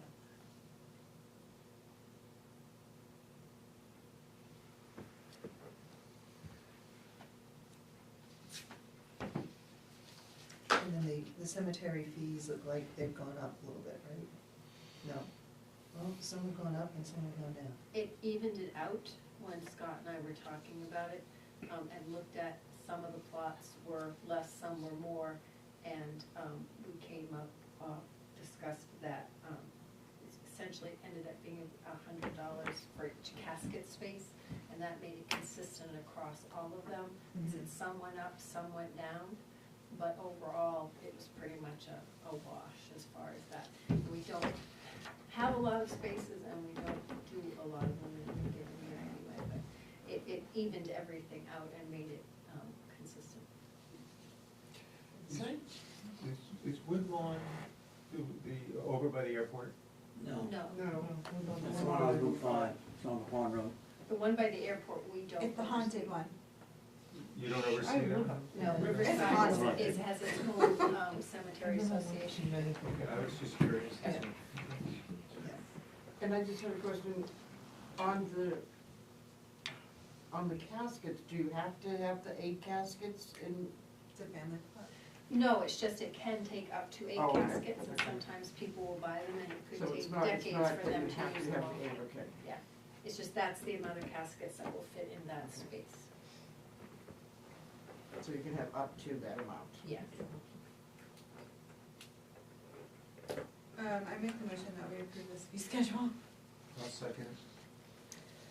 Any other questions, thoughts, or comments? All those in favor? The motion passes unanimously. Thank the Lord. I'm feeling pretty productive today, I don't know about you guys. I need something. Oh, I was sick. Okay, we're moving on to 10I, discuss renewal of the town cloud website. So, we have the town cloud website. It is, we are on a 3-year, contract right now. It expires at the end of June. So we received an invoice, an agreement to, renew for another 3 years. We paid, 3 years ago, we paid $4,789.80, and this year it would be $5,644.80.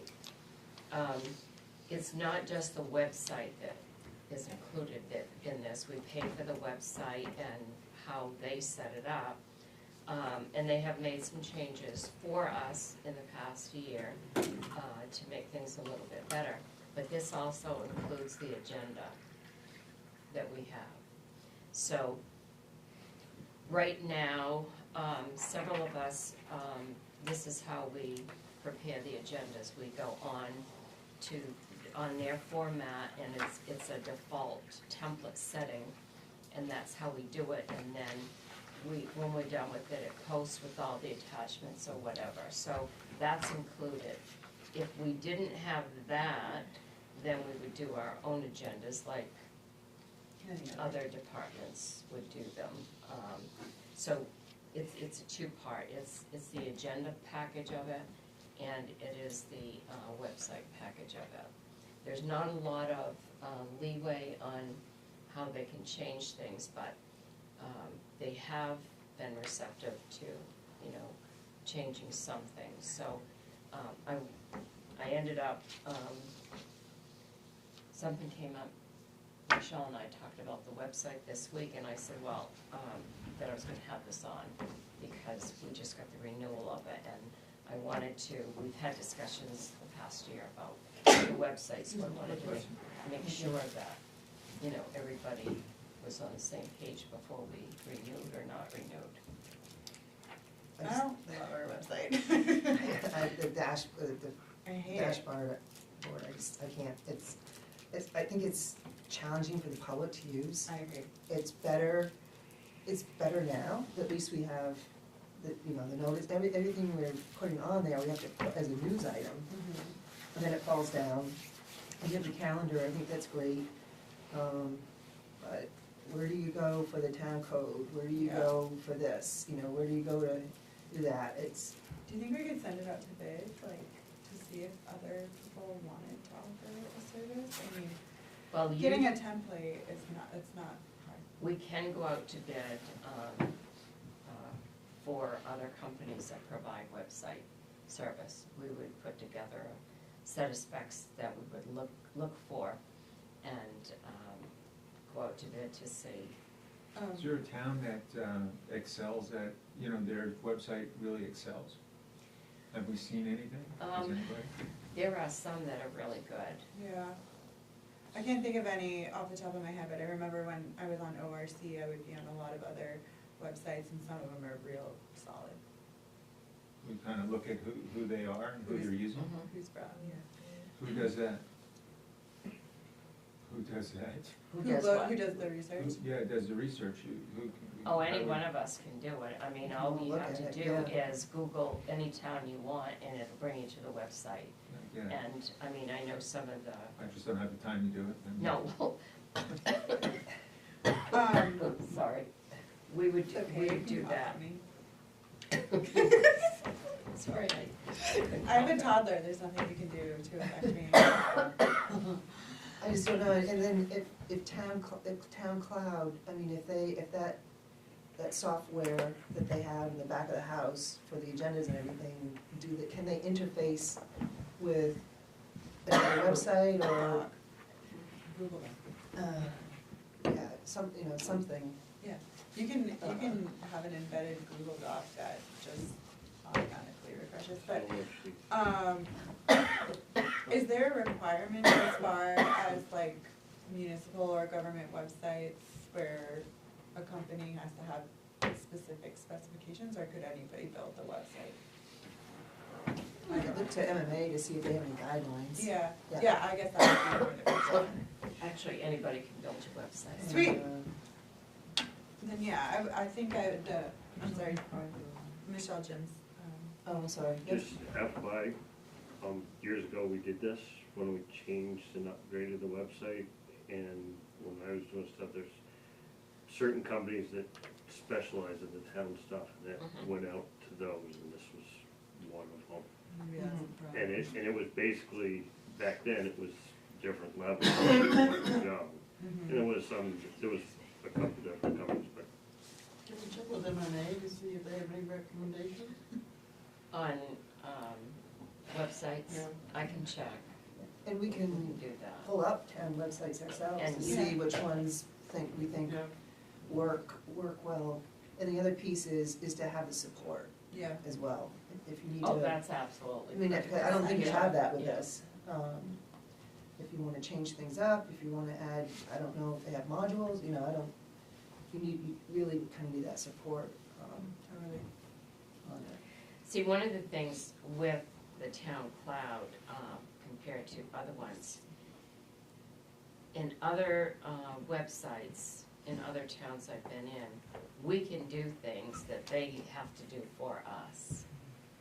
So what I like is the flexibility that we can make our own Yeah. changes. So, And But that'd yes. be a little more user friendly. yeah, we can all look at Yeah. different towns to see what they have. Can we see if they would give us an extension for maybe 6 months or a year, just in case we have a overlap or We something? can check that. Well, we would have to ask. Yeah. Yeah. Michelle, do you want us to request to go out to bid or just do a little research and hold off for a second? What do you feel you want some research back before? Well, why don't you let us, in the office here, we can start checking other towns, and Okay. we can all do a list of, what websites are out there that really look good. We may all find that we're looking at the same company that does Yeah. the best ones. And then, when I actually did this in Freiburg and we changed companies, I had every department to do this. And they did their own research, and they came back with the 3 best ones that they liked. And then from that, we put together who we were gonna go up to bid for. But I let the departments look at all of that. All right, and just let us know if you want help on it. Okay. Okay, if there's anything further on the website, you guys okay? Nope. All right, we'll move on to 10J, discussion and action to approve a medical billing and waiver policy. And I think that's on our table. Yes. So, I had received, emails and phone calls from, Vicki at, Medical Billing. We found a policy that had been adopted here back in 2015. It was it was called I'm calling it a medical billing and waiver policy. Ours was called an ambulance collection and waiver policy. That was the one that was approved in 2015 that they've still been using. And it came up when we couldn't find it, so I did call Vicki. She sent me this. It's the same one they've been using since 2015. And then the other document I gave you tonight is the request for financial waiver.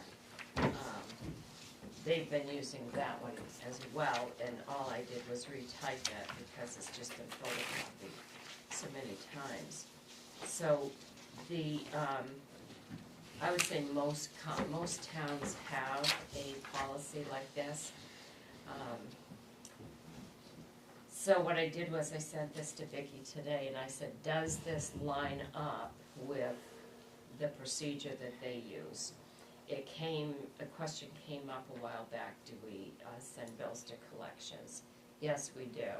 So when they send 3 bills out, they bill for 3 months. And if someone gets a bill from them and calls and tells them, well, I don't have any insurance, or I have no means to pay this bill, they will make arrangements with people getting a bill so that they can make monthly payments. They don't charge them interest if they do that. If they don't have insurance, they also, if the people want to make payment arrangements, they also do that with them. What they do is they'll bill the primary and secondary. Some people have 2 insurances, and then once the bill has been paid with insurance, if there's a balance, then they bill the balance. And but you still have the people who don't have insurance that would request a waiver. And if someone calls them about a payment plan, then they'll have that person submit a letter to them in writing that they're looking for a payment plan. So then we have the situations where individuals want to have either some or all of their bill waived. And they would have to complete the request for financial waiver and submit that here to us. And we would follow the same guidelines as we do for DHHS for determining someone's eligibility for poverty level. And we have trained people here in the office who do those assessments. And if it's approved, then we would notify medical billing and they would take that balance off the book. They would waive that off. If they don't have any payment on the bill after 121 days, then they send it to collections. But before that would happen, and I'm waiting for an updated list from Vicki right now, they would send us a list of accounts that would be ready to go for collections that are over 121 days old. And then we would approve that list, and once that list is approved, then they would write off, I'm trying to think of how this process, they would write off that balance on their end, because then it would go to the collection company, and it's up to the collection company at that point to collect the money. So it gets written up on our end, and when the collection company collects the money, then they send us the money. So we get it whether it's from the. Is it the full amount, or is it like a percentage after the 3 collections? It's usually the amount that they owe us, but the collection company, I believe, I don't know if it's a percentage or whatever, but you end up paying more when it goes to collection. Yeah, They take a cut or something. Yes, a percentage, and I don't know how, it depends on, ours were going to the Thomas Agency, but they're all different, they all charge different things, so, the other thing that, this eliminates, them have, medical, billing, having to call every time with different circumstances. It's a policy that's updated, and this is how we're gonna follow it. I gave you a copy of both tonight, Dave. Then it takes us out of, because in the past too, Dave and I have both gotten emails of, what should we do on this particular thing, and it's like, Dave and I have consulted on a lot of these. So when you say would it come here or follow? I think it's the town manager. No, this would all be done confidentially. Confidentially. For, and I put this, it shows confidential, because anyone who applies for poverty, general assistance poverty abatements, that's all confidential, so it would be the same type of thing. It has to be confidential. And the list to go to collections as well? Is there other names on it? No, that's not a confidential Okay. list, that is actually public information. I know it is where I am, so, and it's just part of the procedure that shows this is how we're going to take care of this if the Yeah. bill is 121 days old. 'Cause you And don't you have want- a policy to hand someone like this is our policy, Yes. which Yes. is nice. I like that. I'm not being mean. So this is kind of like a first read of a policy. We can have a second read at another meeting, or do you feel comfortable enough approving this now? It's pretty straightforward, I think. Yeah, I feel if Sharon is happy with this, it's kind of her charge to be able to go, so I'm happy with it. Do you have any suggestions or concerns or any of you? I mean, as long as the accounting doesn't make things super complicated. Make a motion that we accept the medical billing and waiver policy. I'll second. Any other questions, comments? All right, hearing none, all those in favor? All right, it passes unanimous. Thank you. Thank you. We're now to the warrants.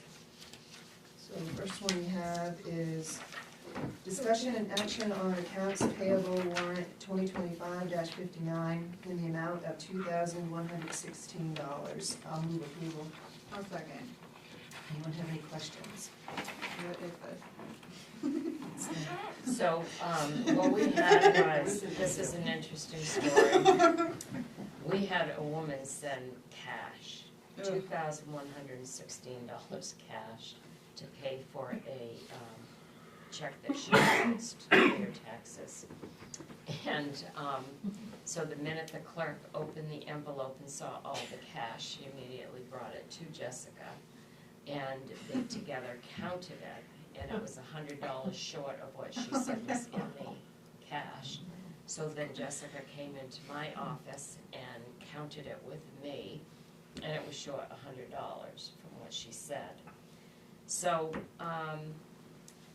Jessica and I did a conference call to try to reach this woman twice in a course of about a week and a half, left messages. So finally she did call Jess back, and she didn't dispute it or anything. So we told her that, well, I left her a message too, but I told her that the money was coming back to her. And so what we did was, this was the check of what she sent. We mailed this back to her and told her she had to send us back a check. So she did. And she called Jessica, and but she never disputed that it was short $100 either. No, when she called, we reviewed it, by then she'd also accumulated more interest, so I gave her the amount. That knew about the new interest, and indicated that she still owed the $25 bounce check fee, and had to pay the additional interest, so, Okay. I mean, Very good. you should not send cash in the mail, so that's what this one, that's what this one check was for, was to take care of that Wow, one. that's So does $2,000. anybody have any other questions on that? All right, hearing none, all those in favor? All right, motion passes unanimous. The second warrant is discussion and action on accounts payable warrant 2025-61 in the amount of, $754,395.62, and I move approval. Second. Okay, any questions? This has the school payment in it. Yes. Yeah, can you tell?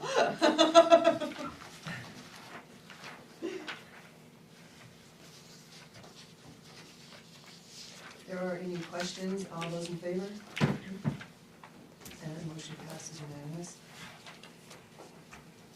Our third one is discussion and action on accounts payable warrant 2025-62 in the amount of $226,086.21. Now I'll move it. Second.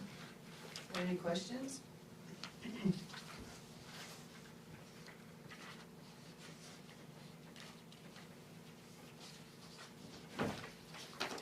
All right, hearing none, all those in favor? And the motion passes unanimous. And thank you for the payroll warrant. I think that's on your desk. We're now at select board items. Anybody have any items? I have one. Since, it's probably a little too late, but I think, since we're going into the next meeting talking about ambulance, I wonder if maybe we pause on that and do some type of, not meeting, but a workshop to think about kind of the big vision of like what we wanna see for emergency services. I would just hate to hire someone and then have a different vision kind of transpire that really messes with them. And I think it would be great, as we move forward with emergency services, to have everyone on the same page and in agreement. And if Dave could come or Jodri could come, I think that would be great too, if not for the whole thing, then just for like a portion, just to give their opinions on the matter.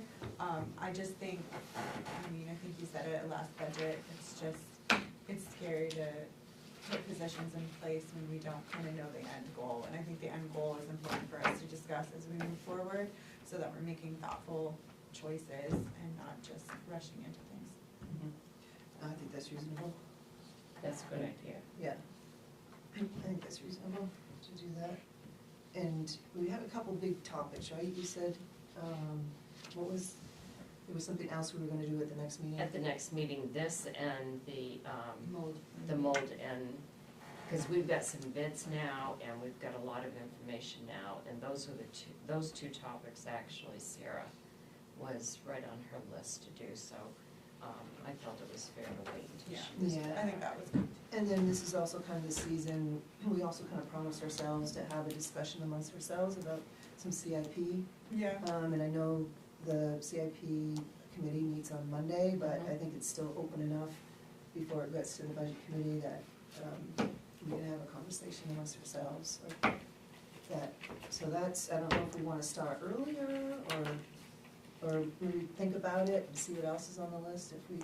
Well, actually, if we started the meeting at 5, we wouldn't have to have a separate meeting, like to do the workshop on, we could do like from 5 to 6, the workshop to discuss emergency services and how to proceed with that. Okay, we'll have the mold and we'll have CIP. And then the agenda will discuss Do the we still mold have and time? moisture, yeah, Yep. at 6. And then, Did we get a bid on the insulation for the ambulance building? yes, Dave dropped that off this morning, and I'm reviewing that. He's got another bid that is coming for the electrical work that needs to be done there. I think that Community Energy bought the pipes 3 times, from what I saw on the bill. And so Dave and I talked about a lot, and we have one bid. What we're looking at right now is where we're gonna pull the money to do some of the jobs, because there's insulation that needs to be done. There's outlets that need to be put in, there's a bunch of other things. And I think that we're gonna be able to get most of it done in this budget year. And we can wait on some of the things that were going to be in the budget, that are in the budget this year, and just put them in the budget for next time. One way I'm gonna try to solve this is in the budget process this year, I'm going to have a contingency line, and that is to cover emergencies. If a furnace blows up, and we have to buy a furnace and there's no money. In the case with Dave, the pipes have actually, I think they froze 4 times though, right? You guys did them, They've frozen quite a few times. and you guys did them some of the times, and then We have some extra blankets. 3 of the times, it was really severe. Did So, you not get the heated lines to put on the wires? How deep do you want I to mean, get on into the it? pipes, I'm sorry. So heat tape could be applied to some sections of the water lines, but when they built the building, they ran the water lines through the, whatever you want to call them, the bottom of the trusses, or what would be floor stringers if there was a floor up there. They ran them through it, so the electrician's like, that's not really where you want to be running heat tape. So we could only run it on sections where the water line is running parallel with the, whatever you want to call them. Trusses. So, like, the original thought was we'll throw some heat tape on them and that'll hopefully solve our problem. When the electrician was there to do the quote, it's not as nice and straightforward as it could be. However, pretty much everybody that has looked at it, other than Community Energy, strongly feels that proper insulation and venting of the attic would probably resolve this problem. Cause there's none there at all now. So, That makes sense. I think that we're going to be able to, after I reviewed everything, because we've been communicating back the past week on this, and Dave was able to drop it, one of the bids off this morning, and then did a further breakdown on that, so I think we'll be able to come to some conclusion by the end of the week on getting done the emergency things that need to be done. And he's offered some of the lines that we can actually take some of those monies from. Anybody else have any items? Kind of on the same note, it doesn't have to be anytime soon, but I do think we should have a broader conversation about whole block and what we want to see with this building as we dump hundreds of thousands of dollars into it. Maybe we could see what the end goal is and kind of flush that out a little bit, because it's feeling pretty reactionary at this point. I was thinking that maybe at the start would be having that CIP discussion amongst ourselves. Totally. No, I hear you on that. So it sounds like we could have a pretty full agenda on February 19th, the next time we meet. Plan to start at 5, but we know life happens, so we'll have Sharon tell us how it shakes out. The other piece to bring back up is to invite the county administrator and the sheriff to come talk to us about the annual cost piece. Yes, because Zane had told me that, and I haven't heard from him, he could either come the first or the second meeting in February. He wanted to, at that time, wait until they were done negotiations. I don't know if they finished, but I'll have a conversation with him. I'll give him a call this week and see if they can come at the February meeting. Okay, that'd be great. I saw on their agenda, they do have contract negotiations, but I'm not sure which union it is. I also thought was interesting, they have discussed creating a rubric for the nonprofit funding requests, and it'd be interesting to see if they put our airport request in there, so. Oh. Yeah. I printed that off today, but I hadn't looked at it. They have a rubric for it? They don't No, have a they rubric. Oh. But we kind of made a fuss when they said we that we didn't get our information in on time. Yeah. So we were a bit vocal about that, Yeah. and not being fairly considered in our opinions. So it looks like they're gonna try a different tactic. But anyway. Any other items? I'll make a motion to adjourn. I'll second. All those in favor? All right. Good job. Thank you. I've never been an ambulance car, so I have no idea what it looks like. But if you thought about putting a water line, could you run them inside?